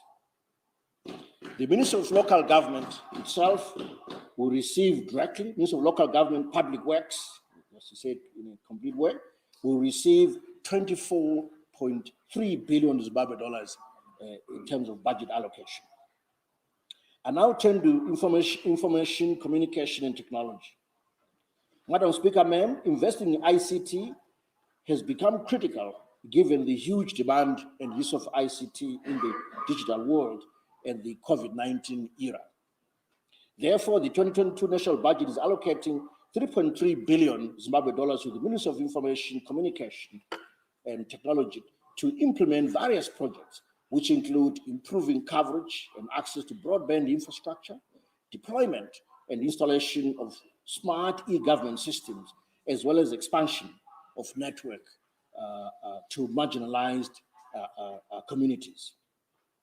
Let me turn to human capital development at the education sector, Madam Speaker, ma'am. The demand for education services covering primary, secondary, higher and tertiary levels have been growing over the years. However, this has not been matched with infrastructure development and the necessary human capital investment. Turning to primary and secondary education, to implement the ministry priority projects, an amount of 124 billion Zimbabwe dollars is being allocated to the Ministry of Primary and Secondary Education under the 2022 national budget. Turning to higher and tertiary education, to support interventions under institutions of higher learning, an amount of 35.5 billion Zimbabwe dollars is being allocated to the Ministry of Higher and Tertiary Education, Innovation, Science, and Technology Development. I now turn to the area of health and well-being. Madam Speaker, ma'am, despite the current efforts towards a revitalization of our health sector and successful rollout of the COVID-19 pandemic response programs, it is apparent that gaps still exist, they still remain in the health delivery system, attributed to shortages of medicines, critical infrastructure, and equipment. Therefore, priority in the 2022 budget will be on rehabilitation, upgrading, and construction of healthcare infrastructure, including provision of medical equipment, ambulances, operational vehicles, among other things. Further, the government will increase funding for medical consumables, hiring of additional medical personnel, and reviewing salaries and wages for the sector. Consequently, the 2022 national budget has allocated 117.7 billion Zimbabwe dollars to the Ministry of Health and Child Care, which represents 14.9% of the budget. That's an Abuja target right there.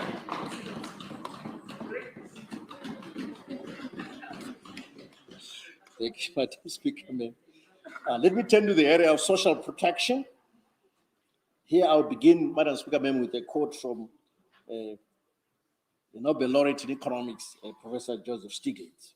He says that development is about transforming the lives of people and not just transforming economies. So social protection, social welfare is critical. Hence, government will continue to prioritize support towards social protection programs, such as the Productive Social Protection Scheme, which is from Vuza in Twasa, the Basic Education Assistance Module, BIM, support to the elderly, those living with disabilities, and children in difficult circumstances, and foster homes, among other areas. Therefore, the 2022 national budget allocates 19.5 billion Zimbabwe dollars to the Ministry of Public Service, Labor and Social Welfare towards upscaling social protection programs. I now turn to the area of information, publicity, and broadcasting services. Madam Speaker, ma'am, the media is at the center of citizen and state interaction.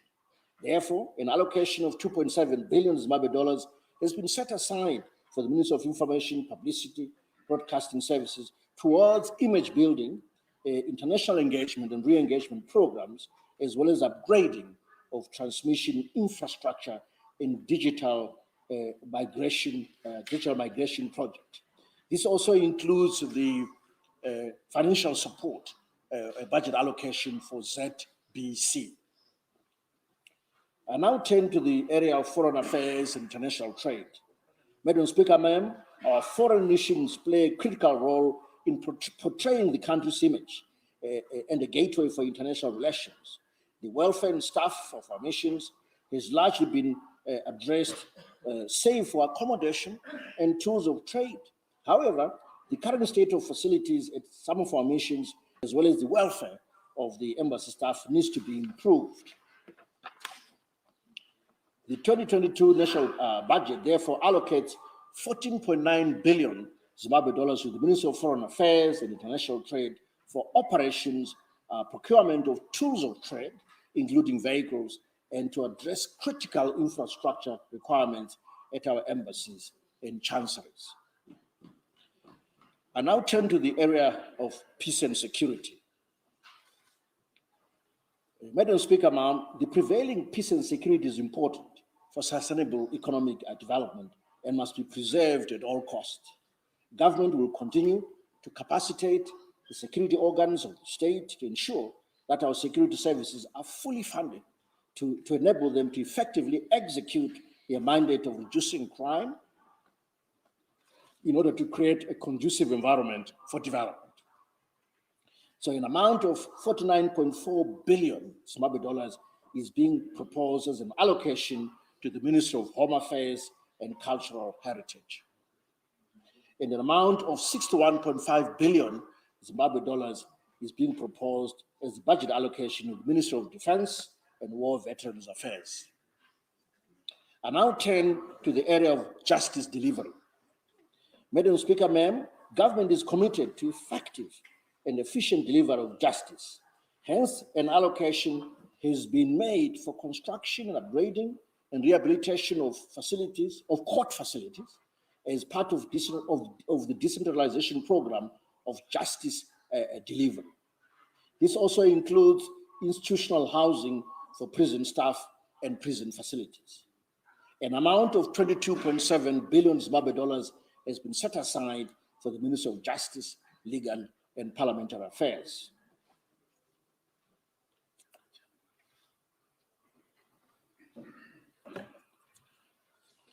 I now turn to the area of governance. Madam Speaker, ma'am, the overarching objective on governance is to improve public and justice service delivery, rule of law, and uphold national unity, peace, and reconciliation as building blocks for achieving equitable and sustainable national harmony and development. Therefore, the 2022 budget has set aside resources to capacitate independent commissions to enable them to undertake their constitutional mandate, and it's as follows in terms of allocation. Zimbabwe Media Commission, 510 million Zimbabwe dollars. Zimbabwe Gender Commission, 497.6 million Zimbabwe dollars. Zimbabwe Human Rights Commission, 403.9 million Zimbabwe dollars. The National Peace and Reconciliation Commission, 441.3 million Zimbabwe dollars. Zimbabwe Anti-Corruption Commission, 931.7 million Zimbabwe dollars. Zimbabwe Electoral Commission, 11.6 billion Zimbabwe dollars, large figure because of the upcoming elections. And a Land Commission at 1.8 billion Zimbabwe dollars, and the National Prosecuting Authority at 1.6 billion Zimbabwe dollars. I now turn to the support to Parliament. Madam Speaker, ma'am, government recognizes the critical role of Parliament as the absolute legislative authority and its oversight role on government activities. In this regard, 14.6 billion Zimbabwe dollars has been allocated for Parliament to enable the House to conduct its business in an effective and efficient manner, covering the following areas: capacitation of the Constituency Development Fund, construction of constituency information centers, sessional expenses, and constituency visits support. The allocation also caters for the welfare of members of Parliament. That includes salaries, pensions, medical expenses, transport services, and research. Let me turn to the area of enhancing efficiencies in the public service. This is compensation of employees, Madam Speaker, ma'am. Madam Speaker, ma'am, the government recognizes the role of human capital in the provision of public services. However, recent inflation developments have eroded disposable incomes of employees. In response, government is making efforts to restore the value of salaries for public servants, beginning with the 2021 bonus payment in hard currency in US dollars.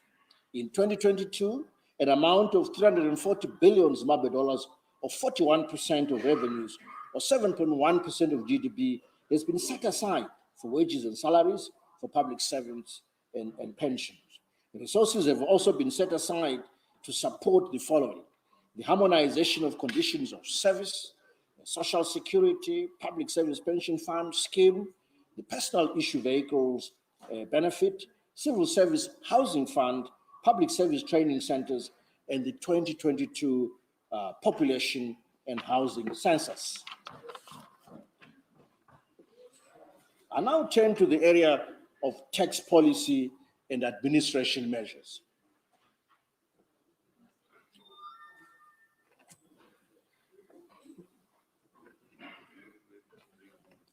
Madam Speaker, ma'am, I'm proposing revenue measures that seek to maintain fiscal stability through stimulating growth of productive sectors, enhancing revenue collection, providing relief, and simplifying tax administration in order to improve the doing business environment. Let me start with support the industry and delve into the rebate of duty facilities, particularly the area of transparency and accountability on the utilization of rebate facilities.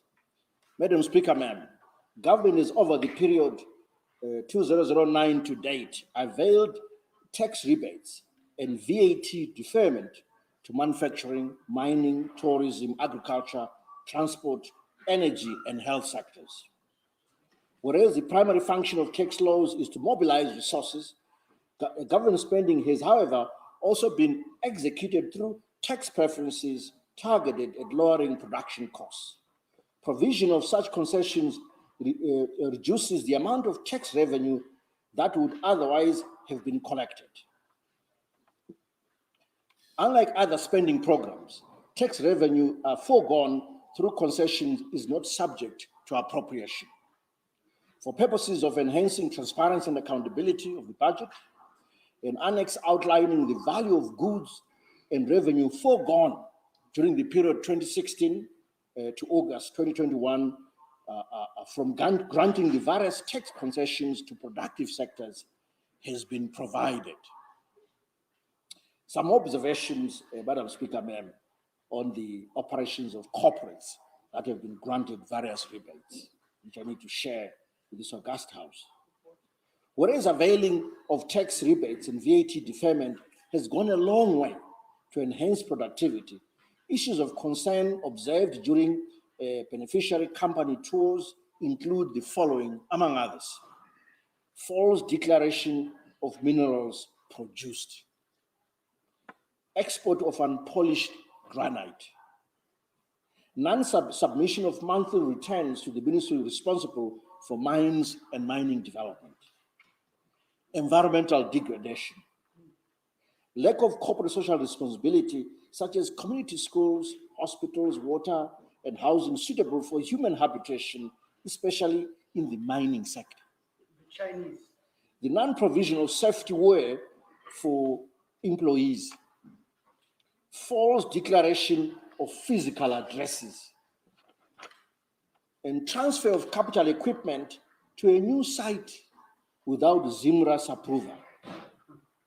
Madam Speaker, ma'am, in order to enhance transparency and accountability in the administration of rebate facilities and address the deficiencies that have been identified, I propose to include the following provisions in the transparency report that should be filed by applicants. And it says as follows: ZIMRA certified tax payment for the period prior to the application. For exporting companies, CD1 form discharged for the period prior to the application. Corporate social responsibility executed, activities to protect the environment against degradation, and in the case of mining, submission of monthly returns to the ministry responsible for mines and mining development, monthly returns. Let me turn to the issue of rebate of duty on capital equipment imported for use in specified industries. Madam Speaker, ma'am, in order to assist the retooling of companies, government in 2016 introduced a rebate of duty on capital equipment imported for use in specified industries, which include mining, manufacturing, agriculture, and energy sectors.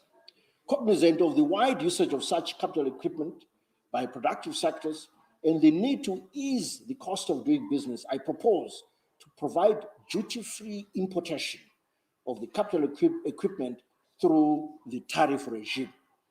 Furthermore, I propose to strengthen the provisions of governing the facility in order to minimize loopholes in administration through the following measures. Companies applying for the rebate of duty facility should be incorporated. Some have not been incorporated in the past. No third-party companies should be granted rebate of duty. These include tribute agreements and hired suppliers or contractors. A minimum threshold of $10,000 or of the value of the equipment or its equivalent in local currency is required for processing of a rebate. Let me turn to the dairy industry, Madam Speaker, on the issue of suspension of duty of milk powder.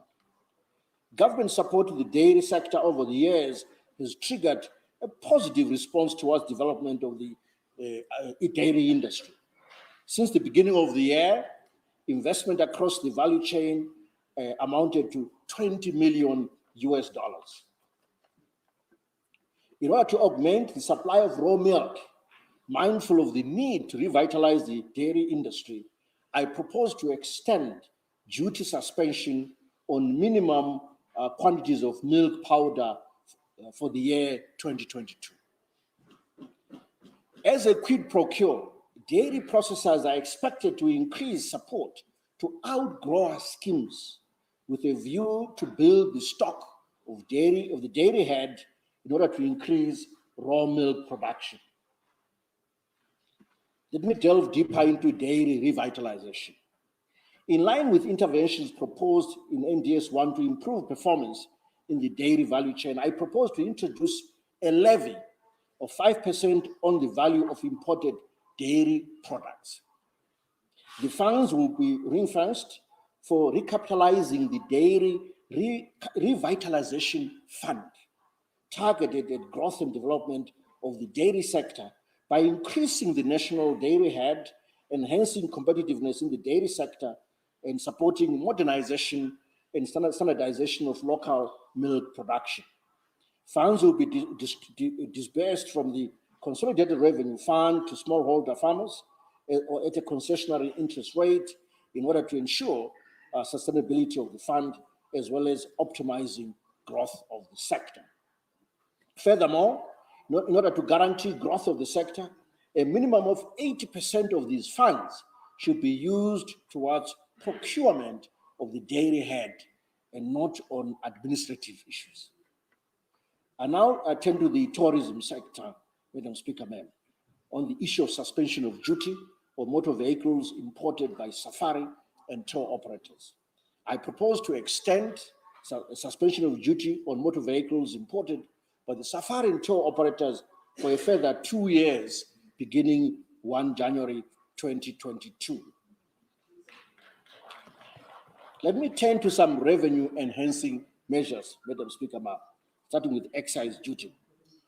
In order to benchmark excise tax rates with the practice in the region, thereby curbing illicit flows and also mobilize additional revenue to the fiscus, I propose to increase excise duty on cigarettes from 20% plus $5 per 1,000 cigarettes to 25% plus $5 per 1,000 cigarettes. So that's the increase there. I further propose to introduce a flat rate of excise duty on energy drinks at a rate of 5 cents per liter or the local currency equivalent. How will this extra excise duty be used? We are ring fencing it for a very specific type of, Madam Speaker, which is for supporting those who are suffering from non-communicable diseases, NCDs.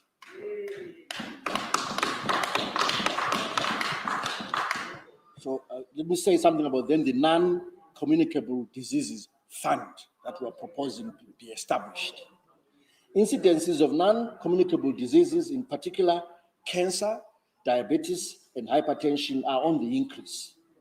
Additional funds generated from the review of the excise duty on cigarettes and energy drinks will be ring-fenced and appropriated from the Consolidated Revenue Fund towards treatment and support of cancer, of diabetes, and hypertension patients through this non-communicable diseases fund.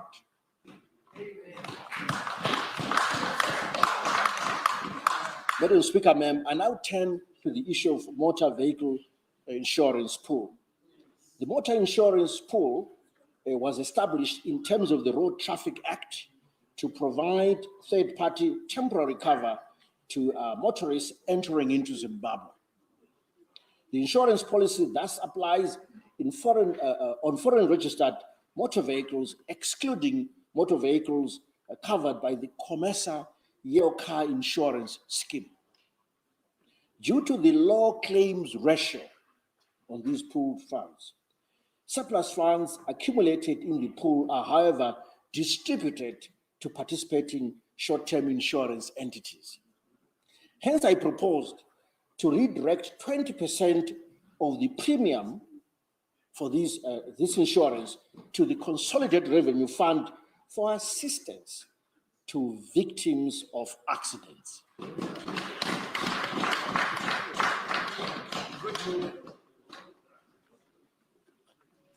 The last issue on enhancing revenues is like this, Madam Speaker, This is a levy on new cellular telephony handsets. Madam Speaker, whereas imported cellular handsets attract modest customs duty of 25%, the funds realized, however, point to evasion of the customs duty due to the nature of the items, which can be easily be concealed and smuggled into your pocket.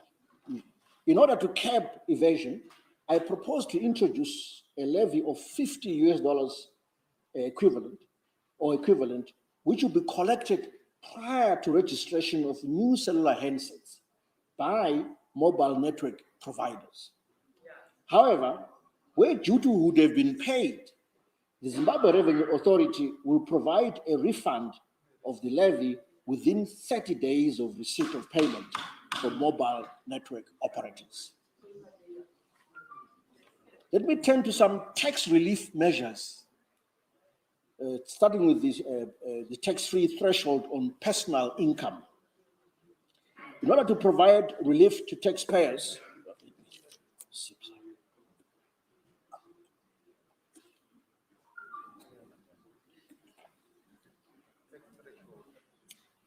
so turning to tax relief threshold on personal income. In order to provide relief to taxpayers and also boost aggregate demand for goods and services, I propose to adjust the tax-free threshold from the current 10,000 Zimbabwe dollars to 30,000 Zimbabwe dollars. And also adjust the tax bands to end at 500,000 Zimbabwe dollars, above which a marginal tax rate of 40% will apply. This is with effect from 1 January 2022. I further propose to review the tax-free threshold on income accruing in foreign currency from $7 US to $100 US. This is again with effect from 1 January 2022. Other foreign currency tax bands remain unchanged. Let me turn to the bonus tax-free threshold. I also propose to review the local currency tax-free bonus threshold from 25,000 Zimbabwe dollars to 100,000 Zimbabwe dollars, and the foreign currency tax-free bonus threshold from 320 US dollars to 700 US dollars. This is with effect from 1 November 2021. I now turn to the taxation of retrenchment packages. The government recognizes that a number of employees have been retrenched as employees adopt cost rationalization strategies, or rather as employers adopt cost rationalization strategies in response to the negative effects of the COVID-19 pandemic. In order to preserve the value of retrenchment packages, I propose to review the non-taxable portion of the local currency tax-free threshold from the greater of either 50,000 Zimbabwe dollars or a third of the retrenchment package, whichever is higher, to a maximum of 240,000 Zimbabwe dollars, and to the greater of 400,000 Zimbabwe dollars or a third of the retrenchment package, whichever is greater, of course, up to a maximum of 2 million Zimbabwe dollars. This is for income and in local currency. These measures take effect from 1 January 2021. Let me turn to tax credits for employing physically challenged persons. The NDS-1 thrust is to protect vulnerable groups through new interventions and enhancement of existing programs. Since people living with physical challenges face significant barriers to employment, I therefore propose to introduce a tax credit of 50 US dollars or a local currency equivalent per additional employee recruited per month for corporates that employ physically challenged persons. The credit will, however, be limited to a maximum of 2,250 US dollars or its equivalent in local currency per year of assessment. This measure takes effect from 1 January 2022. A few words about tax administration, specifically VAT fiscalization. The fiscalization program has gone through different stages, culminating in the current phase where taxpayers are expected to fiscalize and interface their devices to facilitate real-time transmission of data to ZIMRA for audit purposes. The current rate of compliance to fiscalization across all categories of registered taxpayers is low. The low level of compliance has exposed tax administration to fraudulent VAT claims that undermine revenue collections, among other misdemeanors. In order to mitigate the risk of understating revenue, as well as to enhance transparency, thereby safeguarding fiscal revenues, I propose that only fiscalized tax invoices will be used for input tax claims. Furthermore, no tax clearance certificate will be issued to registered operators whose devices are not interfaced to the ZIMRA server. These measures take effect from 1 January 2022. Let me turn to the payment of excise duty in foreign currency. Whereas excise duty in foreign currency is payable,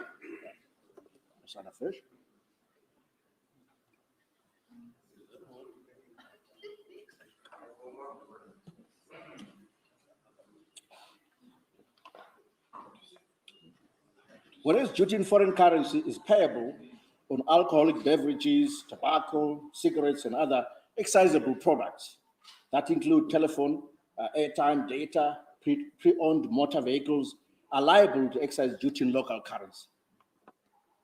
In order to ensure fairness and equity in the tax treatment of excisable products, excise duty will be levied in the currency of trade. Let me turn to warehousing of pre-owned motor vehicles in bond. Current legislation provides for warehousing and securing of goods in appointed and licensed bonded warehouses facilities without payment of duty, subject to other prescribed conditions. Goods imported into bonded warehouse must be cleared within a maximum period of 2 years. Pre-owned vehicles imported into bond constitute idle capital, which can otherwise be productively utilized. In other cases, funds for the purchase of such vehicles are obtained on the power market, thereby perpetuating speculative and arbitrage opportunities. I therefore propose to preclude importation of pre-owned motor vehicles from goods that can be imported into bond. I therefore propose that in the case of pre-owned vehicles that are already in bonded warehouses, such vehicles should be entered into consumption within 6 months, beginning 1 December 2021, failure of which such vehicles shall be forfeited to the state. I now turn to some legislative amendments. VAT on accommodation and visitor services. In support of efforts to boost local tourism following the slowdown in international tourist arrivals due to the COVID-19 pandemic, government waived VAT payable by domestic tourists for accommodation and visitor services within the framework of the COVID-19 economic recovery and stimulus package for a period of 12 months. I propose to extend the VAT exemption on accommodation and visitor services consumed by domestic tourists by a further 12 months with effect from 1 August 2021. Let me turn to a small issue on tax exemption on councillors' allowances. Madam Speaker, ma'am, allowances paid to councillors appointed in terms of the Urban Councils Act are exempt from tax. However, allowances paid to councillors appointed in terms of the Rural District Act are liable to tax. In order to ensure equity and fairness in the taxation of similar allowances, I propose to extend the income tax exemption to allowances paid to councillors appointed in terms of the Rural District Councils Act. In conclusion, Madam Speaker, ma'am, in conclusion, this 2022 national budget seeks to buttress the growth trajectory established in 2021 and enable the economy to build resilience against shocks, including the COVID-19 pandemic. We endeavor to execute the budget without wastages, delays, and with timeliness. The budget implements the NDS-1 objectives, which are being carefully monitored and evaluated through the implementation of and evaluation framework. And with a unity of purpose and productive cooperation, Vision 2030 is attainable. Maybe at this juncture, let me share with you a quote from Proverbs 21, verse 5, which says, "The plans of the diligent lead surely to abundance. Amen. But everyone who is hasty comes only to poverty." Madam Speaker, ma'am, I finally commend the 2022 national budget to this august House in compliance with the law and in compliance, and it is accompanied by the following documents. So the 2022 national budget statement, the NDS-1 programs and projects investment plan all the projects from 2021 to 2025 have been itemized, and a budget provision or projection has been spelled out. The 2022 infrastructure investment plan specifically, the 2022 citizens budget, which is a summarized version of the budget, which is easy for ordinary citizens to follow. The estimate of expenditure, or so-called blue book, a draft finance bill, draft appropriation bill, and a statement on public debt. I thank you.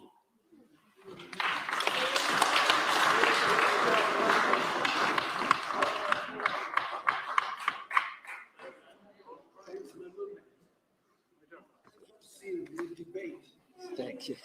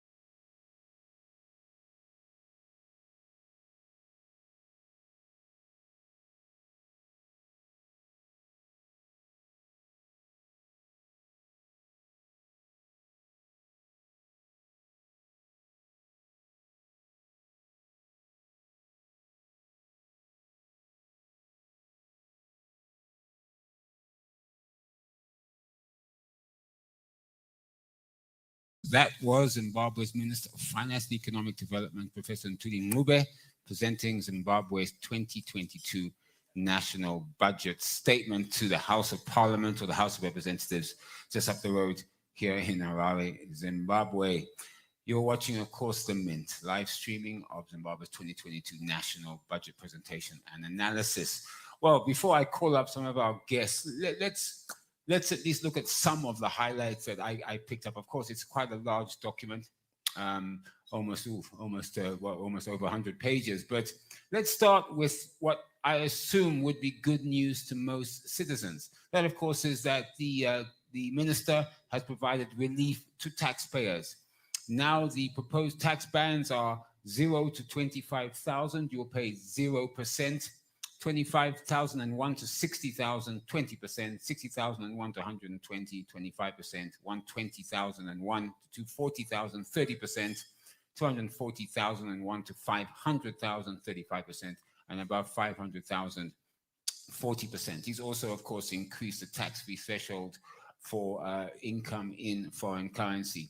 He also increased, of course, the bonus payment as well, effective 1 November, which is good news for citizens because, of course, most citizens who are employed get their bonuses in December. He's increased that tax-free threshold as well, which is really great news. Of course, I was taking my notes here, but it's incredible. 25,000 to 100,000. It used to be 25,000. It's now 100,000 bonus tax-free threshold, effective 1 January 2021. Looking at some of the highlights, he projects 5.5% GDP growth for 2022. Of course, he had forecast 7.8% GDP growth for 2021. But the figure that is very interesting, of course, inflation. Government had said that they had inflation figure by the end of 2021 should be between 20 and 35%. They put that up to just under 54%. However, they're going to put in measures he believes to reduce the inflation level to between 15 and 20% in 2022, and hopefully to single digits by the end of 2022. But some other interesting numbers. When he went to the ministries to ask them how much funding they needed, the allocations or the requests came through equaling 2.7 trillion Zimbabwe dollars. That's what the ministries asked for to spend on what they believed the critical projects and services. He said that he could only do in 2022 $9.27.3 billion, which is 18.3% of GDP. But some worrying numbers as well. $13.7 billion US dollars, sorry, $13.2 billion US dollars in debt, foreign debt, and that includes block funds, and the balance, of course, internal debt. But that's a huge number, over $13 billion of external debt required. His projections: revenue, 850.7 billion in 2022, that's 16.8% of GDP. Expenditure, 927.3 billion, leaving a deficit of around 76.5 billion, which he believes he'll be able to raise in the local markets through treasury bills. However, he was very optimistic. He says current account surplus in 2021 was around 684.4 million US dollars in the 9 months up to September. And he believes that that was boosted, of course, exports 4.1 billion in 2021 in the 9 months, up from 3.4 billion in the same period in 2020. Imports also went up, however, from 3.3 billion in 2020 for the 9 months, of course, to 4.2 billion in 2021, really on the back of increased fuel, machinery, raw material imports. Remittances, talk about diaspora and how important they are to the economic well-being of Zimbabwe. Remittances are forecast for 2021 at 1.5 billion United States dollars, and a similar figure is forecast for 2022. So there you have it, really, a $927 billion budget, $927.3 billion budget for 2022. We will get into some of the issues that we have our speakers that we had prior to the minister's statement, and we are going to call them up because, of course, we're talking here about tourism. He allocated mining, 3 billion, agriculture, which of course is a vital component of Zimbabwe's economy, 124 billion, really looking there at boosting the agricultural schemes that are in place for Mbudza, for example, also looking at irrigation, horticulture, grain procurement, and rural development. Industry, 3.9 billion. There, the focus on production of high-value manufacturing products, enhance local production, and more importantly, enhance the local value chain. In other words, why can't we use our own value chain, our own products within Zimbabwe to produce rather than import the raw materials to do the same? Tourism, of course, affected by COVID, 3.7 billion was allocated to them, trying to resuscitate the tourism sector. Youth, sports, arts, and recreation, of course, a critical component, particularly for youth. 7.8 billion was allocated to them. And interesting for those mothers and parents out there, there's definitely money now going towards drug abuse, because, of course, drug abuse has been on the increase amongst our youth. So there is going to be money directly allocated to fight drug abuse, particularly amongst youth. Also looking at extending the youth employment tax. The idea here is to create youth innovation hubs to bring youth more into the center of Zimbabwe's economy. You heard the numbers. 70% of our population in Zimbabwe is under the age of 35. Under the SME, Ministry of Women's Affairs and SMEs, 4.7 billion. There, of course, to recapitalize the Women's Bank. Free sanitary wear program expanded. Zim Women's Microfinance and SMEDCO obviously will give them some money, and Women's Development Fund will also receive some financing from there. Of course, we will hear from a women's representative just now to see whether $4.7 billion is enough, bearing in mind, as my co-host Angela said, if you don't look after women, then the budget may not be worth it. Infrastructure, critical, 156.4 billion allocated for infrastructure, and 10.9 billion capitalization of state-owned enterprises. I'm sure that will include issues like AFC Holdings, GMB, and so forth. All the other parastatals that are required will be in the 10.9 billion, which again, is that enough? And 156.4 billion. But as I said, the minister's a fine line balance between what he can actually raise and what's needed. You heard my numbers. 2 trillion was asked for, and he could only allocate just over 900 billion to ministries for the needs that they wanted. So it's a balancing act. Energy sector, of course, energy is critical. Power is critical in terms of driving our economy. He allocated 3.9 billion to that sector. I'm just picking a few highlights. Housing, we heard recently on ZTN from the Ministry of Housing, there's between 1.25 and 2 million housing units required immediately or in the next few short years. 29 billion was allocated to Ministry of Housing. And also 500 million really towards the recapitalization of the National Housing Fund and cascading the smart city concept. 10.1 billion within that 29 billion is going directly to Ministry of Housing. The rest is really going towards other infrastructure needs, particularly for housing for civil servants, etc. Local government, devolution. This is a big number, 42.5 billion. That's good for local authorities. Of course, the issue here is devolution must be implemented correctly so that the money is utilized for the benefit of citizens in the various provinces and areas around the country. Primary and secondary education, 124 billion.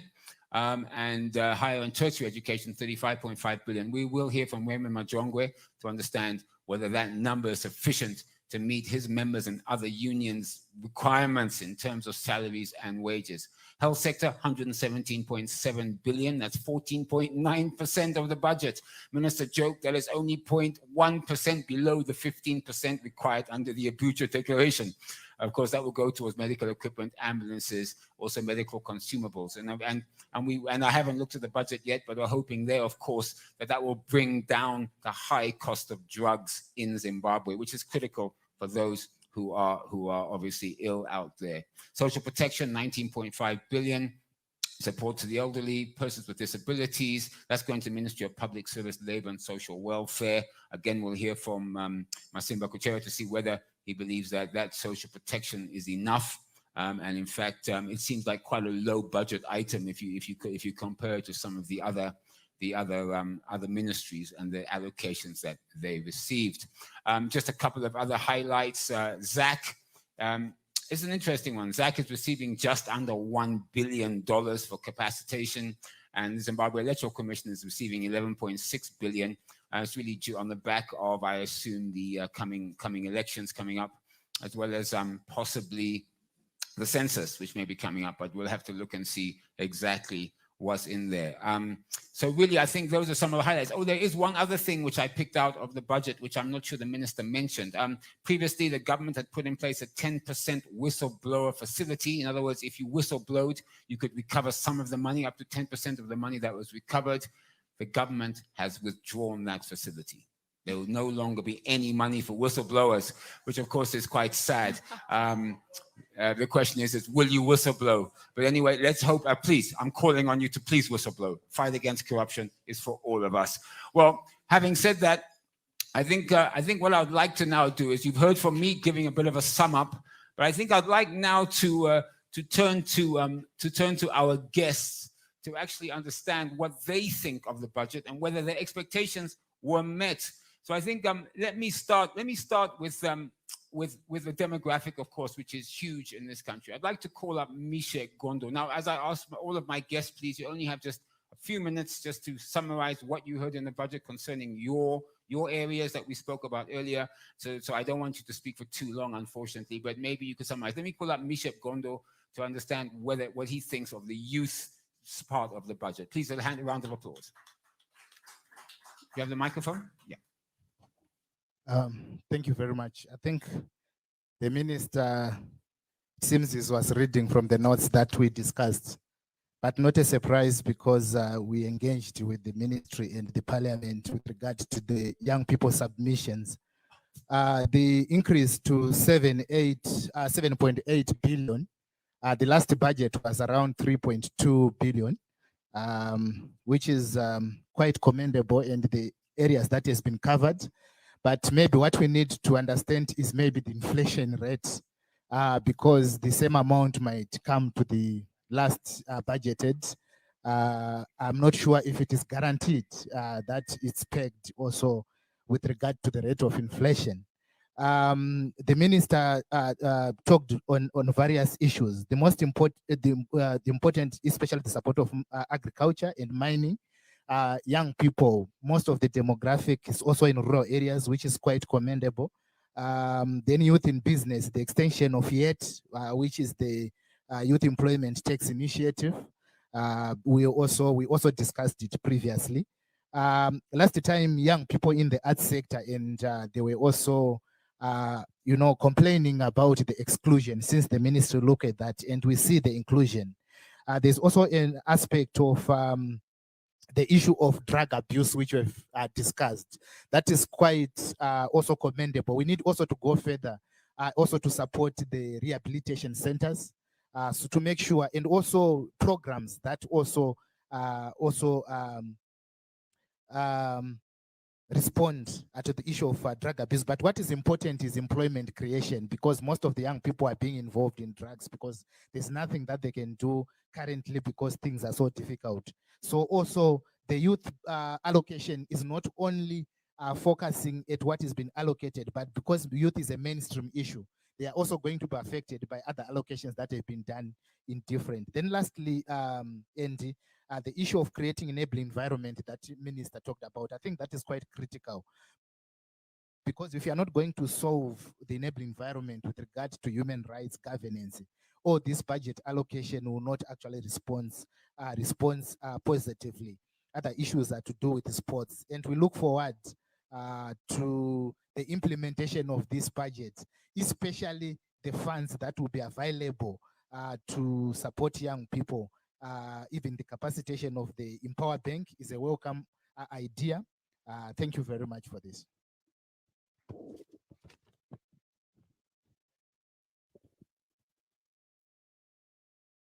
Thank you very much indeed, Mishek Gondo, looking at the youth issues. It appears that although the money may be enough, Mishek, it seems that the minister did tick off some of the boxes that you had spoken to us about before his presentation. Now, before I bring in Angela for her comments, I just wanted to bring up two other further of our guests and speakers to get their views, and then Angela can comment on her views and also on what the three speakers said. But first, let me call up Sally Mube from the Women's Coalition of Zimbabwe, WICOZ. And while she makes her way, Sally, you know, the numbers I gave you there for women's affairs, they seem quite low. Your initial views on the budgets, particularly as it pertains to gender issues or gender balancing. Thank you very much. So today marks the beginning of 16 days of activism against gender-based violence. And specifically, the 25th of November is the International Day for Elimination of Violence Against Women. So when we looked into this budget, we were hoping that with the increase of gender-based violence in 2021, which is at an alarming rate, there was going to be investment to institutions that are responsible for responding to gender-based violence. So when we look at which are those institutions that actually respond, it's the Zimbabwe Gender Commission, the Ministry of Women Affairs, the independent commissions in their diversity, and then also pockets within the Ministry of Justice, the Ministry of Health, and with the Ministry of Home Affairs, specifically the victim-friendly unit. So that this budget for now, by indications, is showing that there has been a blinded side of not prioritizing the issue of gender-based violence as a response issue that institutions need to be strengthened on. And then to start, there has been hostility to civil society in the current context. So I would like to applaud the minister for acknowledging the role that civil society play in this country as you are starting to present the budget, that we played a role and that we are an actor that needs to be supported as we do the work. Now we go to the issue of justice service delivery, the issue of the rehab facilities and decentralizing the justice delivery system. In line with the issue of addressing gender-based violence, it's something that we saw as commendable. And then on the investments that have gone to the Women's Bank, specifically on the issue around addressing the issue that came out as a gap in financial inclusion strategy 1, now moving into financial inclusion strategy 2, that there've been an acknowledgement that women have challenges of accessing loans and credit because of collateral. So this budget presentation as of now have made a presentation that there's going to be a facility in the current budget to support those that may not have collateral but have got viable businesses. Now to Ministry of Women Affairs, what is worrisome now is women of Zimbabwe constitute more than 50% of the population. We are the majority taxpayers. But now by allocation, we are being lumped with small and medium enterprises. So tracking the dollar, and not just confining the gender inclusivity or responsiveness to just Ministry of Women Affairs, where women are lumped with small and medium enterprises, to look into the whole budget for it to be gender responsive. It's something that we're realizing that when we look into the agriculture, mining, the commissions, there has not been a consistent thread in gender responsive budgeting. I mean, 4.7 billion was allocated. I mean, that doesn't seem like quite a lot for all the issues that you've been talking about, Sally. Yes, and on peace and security, this year is an anniversary for Resolution 1325 on women, peace and security. So when we see a lump sum amount on peace and security, 49.4 billion, and then for Ministry of Defense, 61.5 billion, and there hasn't been a breakdown. So we were seeing through the thread of presentation of the budget that there were inconsistencies in breaking down in terms of where the money was going to be allocated on. So in the absence of a breaking down, we then see the deepening inequalities. And lastly, on the issue of access to technology, the issue of the $50 for mobile phones, that deepens inequalities for young people and first-time owners who are majority women trying to catch up with technology. So we then see that some of the provisions have been inconsistent. Then lastly, on non-communicable diseases, on non-communicable diseases support is a welcome development, but the challenge is what is causing the increase of these diseases are also some of the drinks that are just like fizzy drink. So just saying the revenue collection is going to target energy drinks only, and the cigarettes tax, for the magnitude of the issue we are dealing with and the demographics affected, we believe that there's need for broadening the revenue collection base because some of the products that we are consuming as a country are increasing the numbers. Thank you. Thank you, Sally Mube. Sally, thank you very much. I think, of course, free sanitary wear program will be expanded as well. And I think those health professionals amongst us here in Zimbabwe, they will applaud the increase in the cigarette tax because, of course, it cuts down, we would hope, on sick people going to hospitals and taking up valuable beds for those who really do have diseases that require it. Angela, let me bring you in here. Just before I call up Judith Cowlem, your views. I mean, your general overview of the budget. Look, the minister, of course, had to find a balancing act. He didn't have a finite amount of money. Like you heard the numbers, 2 trillion was asked for. You could only really give just under 987 billion. It's a big gap, isn't it? Okay, well, I think indeed the 2022 national budget is coming as a mixed bag from the submissions of the two speakers already. I think in as far as the minister tried to incorporate some of citizens' recommendations, there are still gray areas like they have alluded to, but still we need to give credit where it is due. And in terms of the women, I think I would like to also side with what Sally said. The issue of women being catered for in terms of accessing loans, addressing that challenge and address the financial exclusion aspect, I think it's a welcome development. And in terms of the youth as well, I think he has tried, but still we need to continue to ensure that these macroeconomic policy instruments really respond in earnest to some of citizens. But not a lot of, in fact, zero surprises in this budget, let's be honest. I mean, as we said right at the beginning of the show, we pretty much defined what was going to be in it, and we were pretty much right here on ZTN because doesn't have a lot of room. We know what he has to spend it on. He knows what he has to spend it on, and he tried as much as he can to put money towards those critical issues. Yeah, I think he tried, but let's look, for instance, on the issue of the health budget. I think citizens have been really advocating for the 15% Abuja declaration, and I'm sure the majority of them are still wondering what happened with the 0.1%.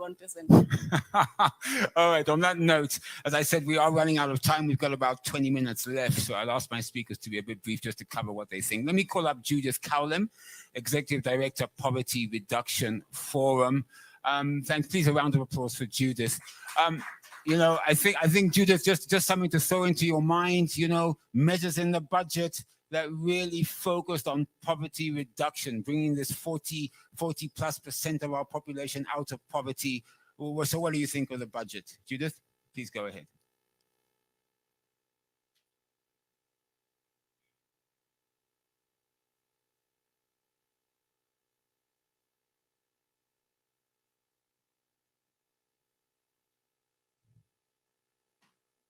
Are we having a speaker issue?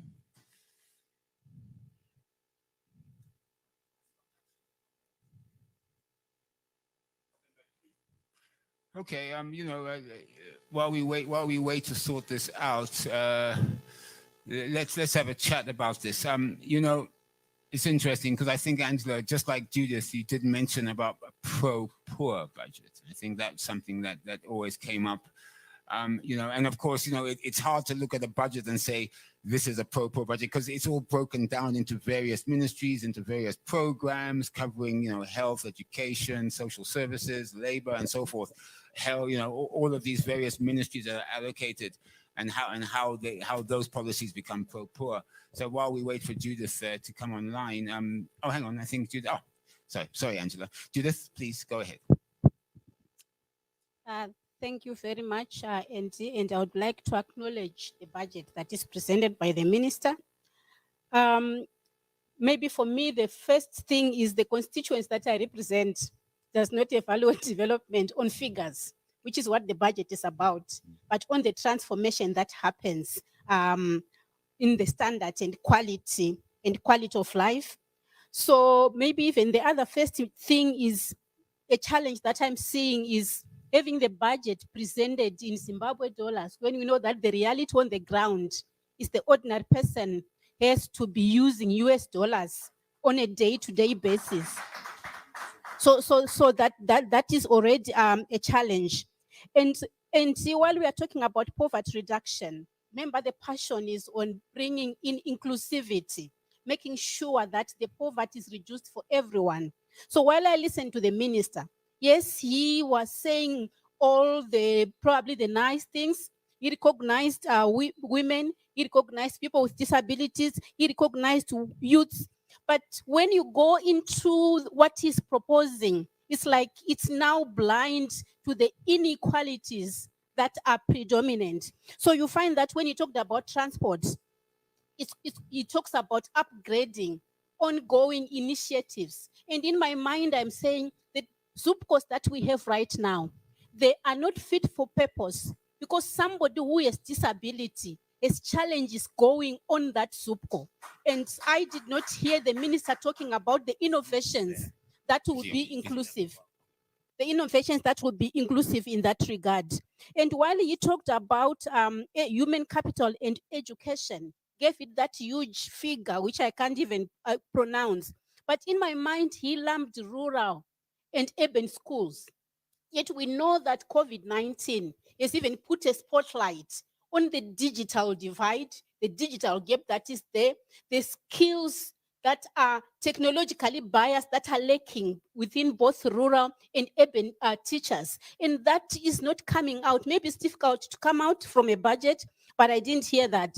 So really, while we comment, I also comment that the SDR is going to go towards social sectors. But then when you link that up to the allocation to social protection, which is only 2.1% of the budget, then you see a dissonance. So really, like I'm saying, my constituency, figures can sound good, but we would want to see the transformation that these pronouncements make. Thank you very much.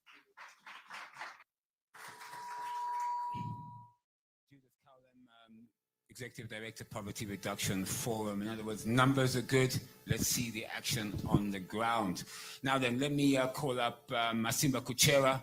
Of course, the minister did mention some initiatives to put funding towards people with disabilities. Masimba, please, hang on, thank you. The minister did make it a priority to put some form of funding towards persons with disabilities. So let's see from Masimba's viewpoint if he actually met Masimba's expectations. Well, thank you very much, Andy. I think that, let me say a few things. The first thing, I think the minister has now said that employers can employ people with disabilities and they'll get a $50 credit.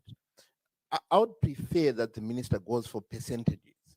I think it makes more sense to say employers will have a tax incentive of 1 or 2%, because then his cap is $2,250.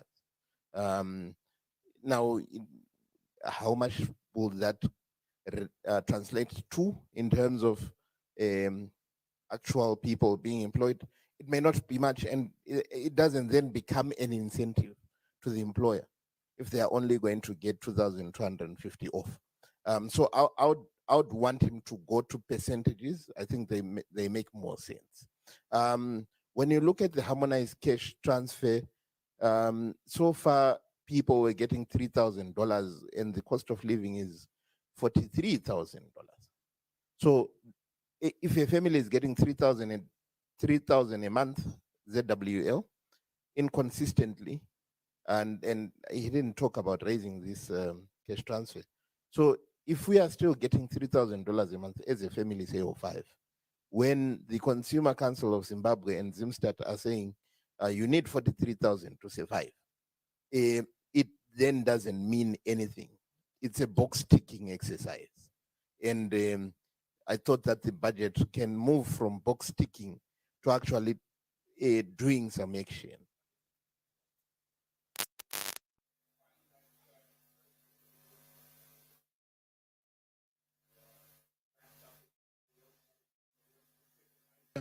That looked specifically at PWDs. It was more like part of a general program in the budget.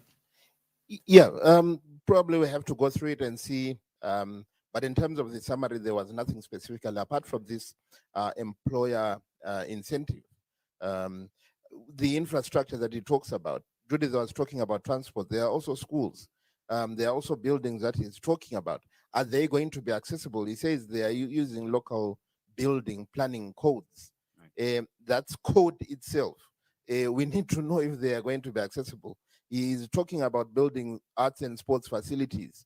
How accessible are those going to be for youth or artists and sports people with disabilities? So there are a lot of questions that could be answered, but that remain unanswered in this. Thank you. Mr. Chair, Social and Economic Justice Ambassador representing people with disabilities, giving us his views on what was contained in the budget and how it relates to PWDs. And of course, his final point there, of course, is you may upgrade sports facilities, for example, but ensure that in that planning, you make sure you cater for persons with disabilities as well. Now, we are lucky to be joined now via Zoom. Yeah, please, a round of applause for us.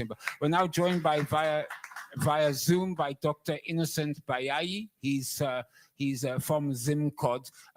Dr. Bayai, I know you can't speak too long, but what are your impressions about the budget? What do you think?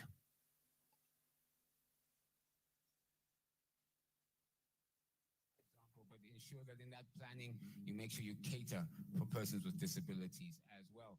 Now, we are lucky to be joined now via Zoom. Yeah, please, a round of applause for us. We're now joined by via Zoom by Dr. Innocent Bayai. He's from. You can't speak too long, but what are your impressions?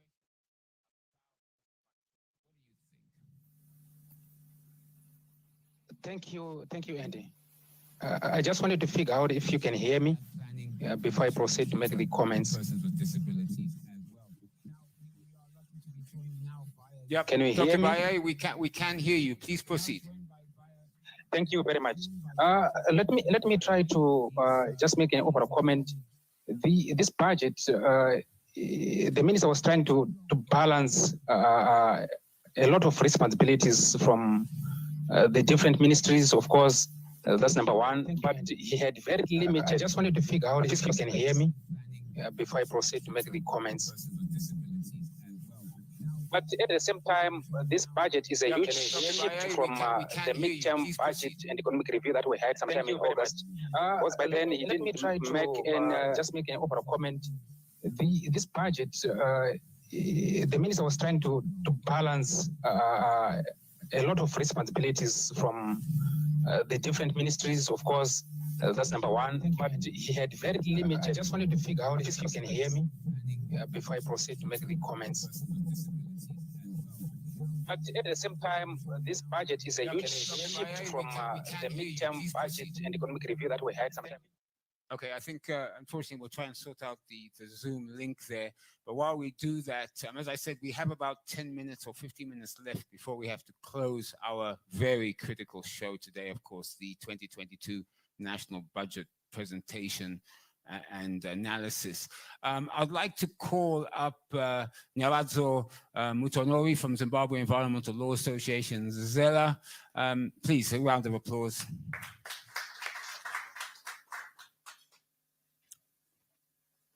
Nyaladzo, you made your submissions before the minister's presentation. Your thoughts? Thank you, Andy. So I think I spoke before about progressive transparency reforms. And I think we acknowledge the fact that the minister has pointed to issues of illicit financial flows in the mining sector being driven by mining corporations through, false tax returns. Indiscipline, he calls it. Yes, indiscipline, the issues he mentioned also about a failure to submit those monthly reports to the Ministry of Mines.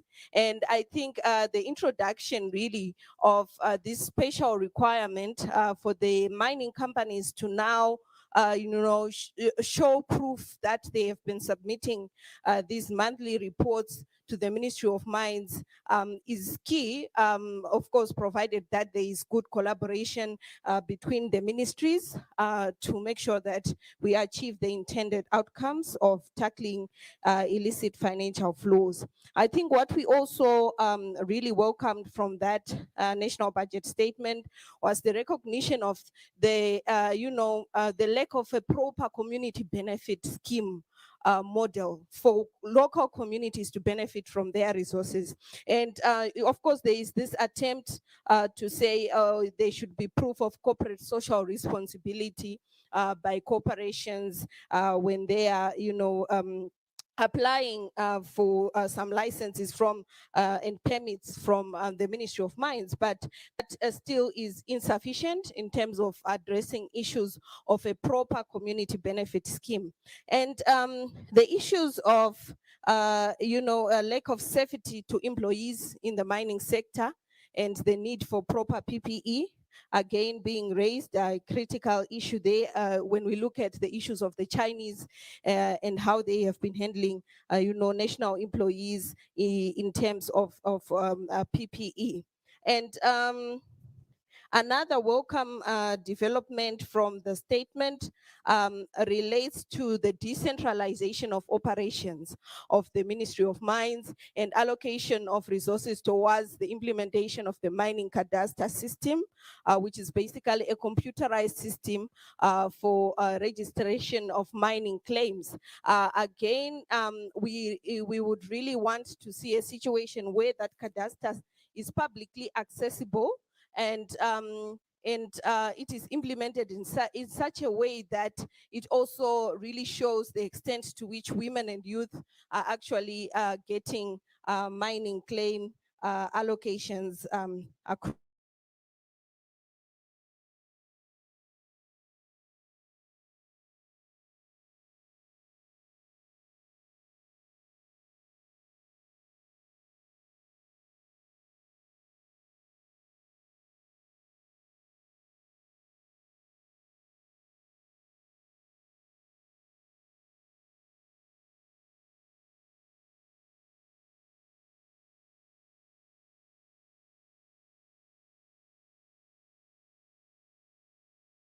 To highlight specifically as the minister talked in his 2022 national budget. Raymond, please go ahead.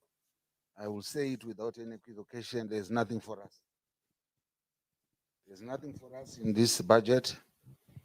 He speaks exactly like he did last time. No commitments about anything. People living with disabilities within our rank and file are just ignored and muzzled.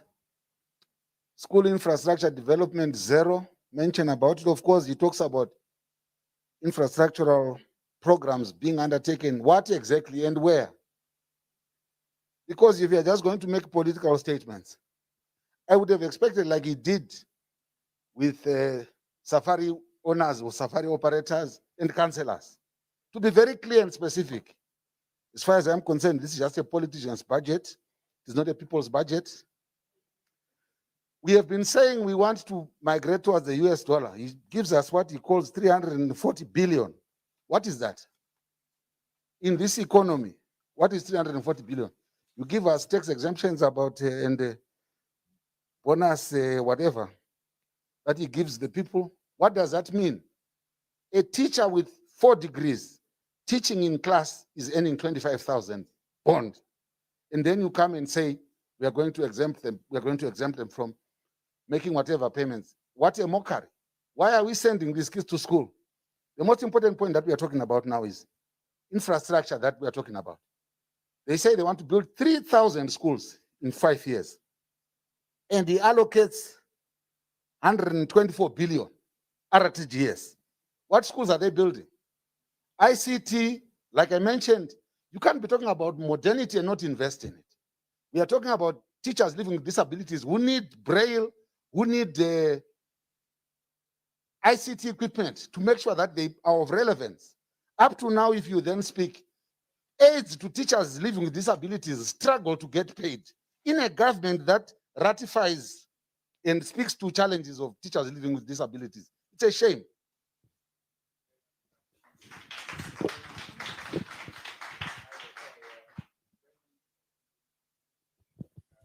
Raymond Majongwe, thank you very much, of course. So that is one teachers union, of course, Progressive Teachers Union of Zimbabwe, basically saying there was nothing in the budget for them. I'm sure that this conversation between teachers and government will continue into the near future. As I said, we are wrapping up, but I'd like to call my final speakers and guests coming forward. Let me start with Carling. Oh, wait, let me start with Carling Mangwaza. Yep.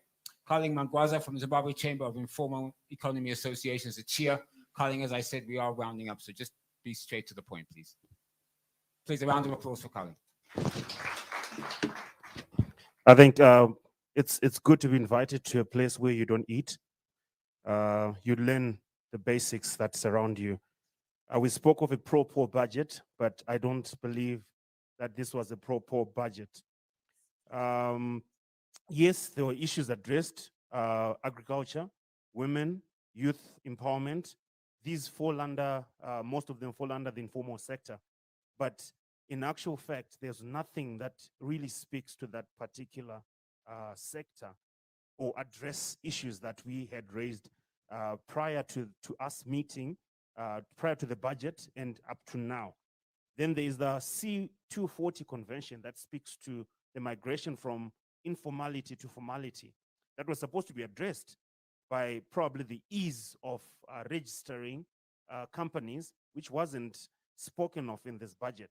So I believe that probably further consultations should be made and addendums done to this particular budget so that we are included in this particular budget so that the members of the informal economy are also catered for. Thank you so much. Thank you. Carling Magwaza, Zimbabwe Chamber of Informal Economy Associations. Of course, the issue there is how in this budget did the minister try and bring the informal sector into the mainstream economy? All right, our next speaker and guest to give us his input is Vince Musewe, an economist. Vince, I'm sure we'll look at the broader fiscal issues as well as, of course, the health budgeting. Vince, please, a round of applause for Vince Musewe. Focus on my mandate today, otherwise we'll be here forever. Yeah. On the health side, the minister actually addressed everything that I mentioned. So we must always remember that with these budgets, it's just sound bites. The fundamental enemies of progress in Zimbabwe are number one, politics, number two, inflation, and number three, incompetent ministers. So even if someone gets 100 billion to spend as a minister, and their serious agenda and capacity issues, that is going to not to result in social impact. So we always must measure the issue of social impact of these allocations. The sad thing, what we don't do is that we have forgotten about the 2021 budget. No one is evaluating what was targeted, what happened, what needs to be done in order to correct things. We are moving on to the 22 with the same structure, the same people, the same behaviors. And as the saying goes, the same structure always creates what? The same results. That's all I have to say. Thank you, Vince Musewe, economist. I suppose it behoves me to mention that all the views expressed today are those of our speakers and guests, and not those of Zimbabwe Newspapers 1980 Limited, ZTN, or in fact Zimcode. So thank you for that, Vince. Right, we do have two further guests and speakers, but as I say, I can only give you a minute each. Let me start off with Ernest Yimai, of course, from Nango. Ernest, as I said, just really briefly, then I'll finish with Frederick.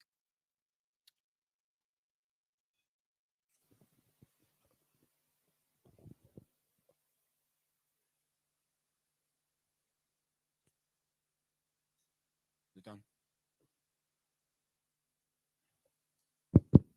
Okay, thank you very much, Andy. And I want to acknowledge the presentation by the Minister of Finance. So the first thing that I want to talk about is his assumption that there is going to be prudent fiscal policy.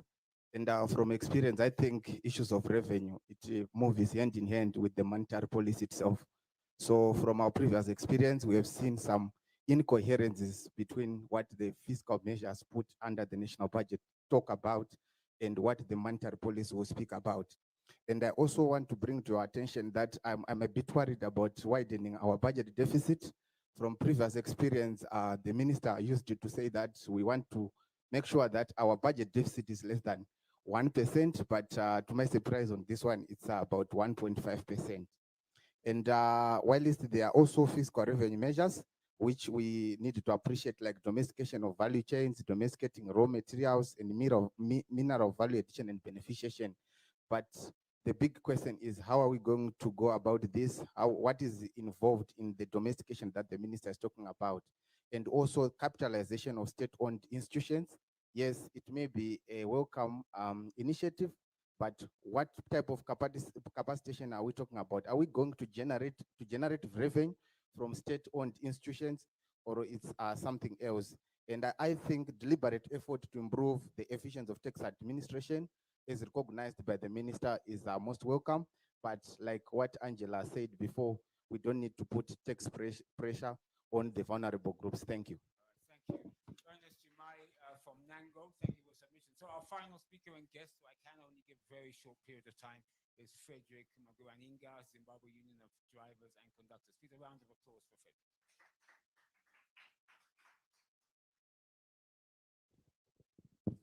Thank you very much once again, ladies and gentlemen, our hosties. I've got 4 issues. Number one, generally, the people have already found their solutions in hard times. But generally, again, the budget is failing to get into the efforts of the citizens who are the recipients of the suffering. The issue of upgrading of the toll gates has been mentioned, is good, and the road rehabilitation, it has been mentioned, it's ongoing and it's good. But now what remains outstanding is the issue of fees. Like I said before, Kazungula is charging $101 per entry, but we are charging 322 per entry for abnormal loads, and we are charging $201 for normal loads per entry. And already, if you honestly speak to Zimra, guys, the numbers are decreasing. And also the issue of the 24.3 billion allocated to local government. Local government right now is actually responsible for urban transport. Most of the issues in transport are under the purview of the local government. But now with this in Zim dollars, are they going to actually construct or refurbish bus terminals? Right now, people are actually suffering. Actually, yesterday it was raining. It was a disaster. So it failed to address that. And lastly, the budget did not address the current transport crisis, where they were supposed actually to intervene as a government, not to leave it to individuals. We need, like 10 years ago, a plan for buses and minibuses to make sure that vehicles are manufactured locally. And lastly, no disaster management. Again, people are dying. No hospitals beneath highways. People are dying in route to hospitals because the distance is so. So thank you very much. Thank you very much, Frederick Maguaninga from Zimbabwe Union of Drivers and Conductors. Now, before I round up and close up, a quick comment from my co-host, Angela. Angela, very quickly. Okay, I think my parting words will be to say we know that budget execution or expenditure is not done in a vacuum. It's done in an environment where there are a number of political actors and manipulators. So accountability remains key. And we know that history has a tendency of repeating itself, the abuse of public funds, corruption. We need to be on the watch out to ensure that these few resources that we have against competing needs are used for intended purposes, and that we dictate issues of financial irregularities, and let's not wait for the Auditor General to unearth those. Thank you. I think on that note, we have come to the end of the Mint this afternoon. You have been watching live streaming of Zimbabwe's 2022 National Budget Presentation Analysis, of course, presentation done by Zimbabwe's Minister of Finance and Economic Development, Professor Mube. I'd like to thank all our guests this afternoon for all their submissions, for first thinking about what should be in the budget, and secondly, analyzing what wasn't or what was in the budget. Of course, this live streaming broadcast was brought to you by Zim Papers TV network, ZTN, and our partners, the Zimbabwe Coalition on Debt and Development, who, of course, we'd like to thank exceedingly for putting together this, together with ZTN, this event. A final comment. Zimbabwe's 2022 budget was, in the words of Zimbabwe's finance minister, by the people, for the people, and with the people. You judge on whether those three comments were correct. Like previous budgets under the Second Republic, the minister had to balance finite resources against critical needs. Funding for social services, health, education, transport, water and sanitation, social protection programs, infrastructure development, devolution, youth and women empowerment, agriculture, persons with disabilities, I could go on. Budget support to such institutions as ZAC, NPRC, Gender Commission, and of course the promotion of ICT. The minister had to try and find funding for all of those. As you mentioned, you heard me earlier mention a number. 2 trillion was asked for, only 987 billion was given. Measures to alleviate the financial pressure on Zimbabwean citizens. You saw the tax relief, increase in tax relief bans. Is that good enough for citizens? But at least the minister tried, as I said, to balance both the revenue and collections. The current tax regime was obviously tried to be tightened against leakages, particularly in illicit financial flows as well. Measures to fight inflation. He talked about tight monetary policies going forward, fiscal discipline, spending within government's needs or spending against the budget only, all critical components to ensure that the budget is met in 2022. It was a hard balancing act for any government to do, especially Zimbabwe's government. Again, as I asked last year at exactly the same time when we looked at the 2021 budget, the question is, did the minister achieve his goals? You decide. Well, that's it. Let me have your thoughts, please, on Zim Papers TV Network Facebook page or our Twitter handle @ZTN News. Well, I'm Andy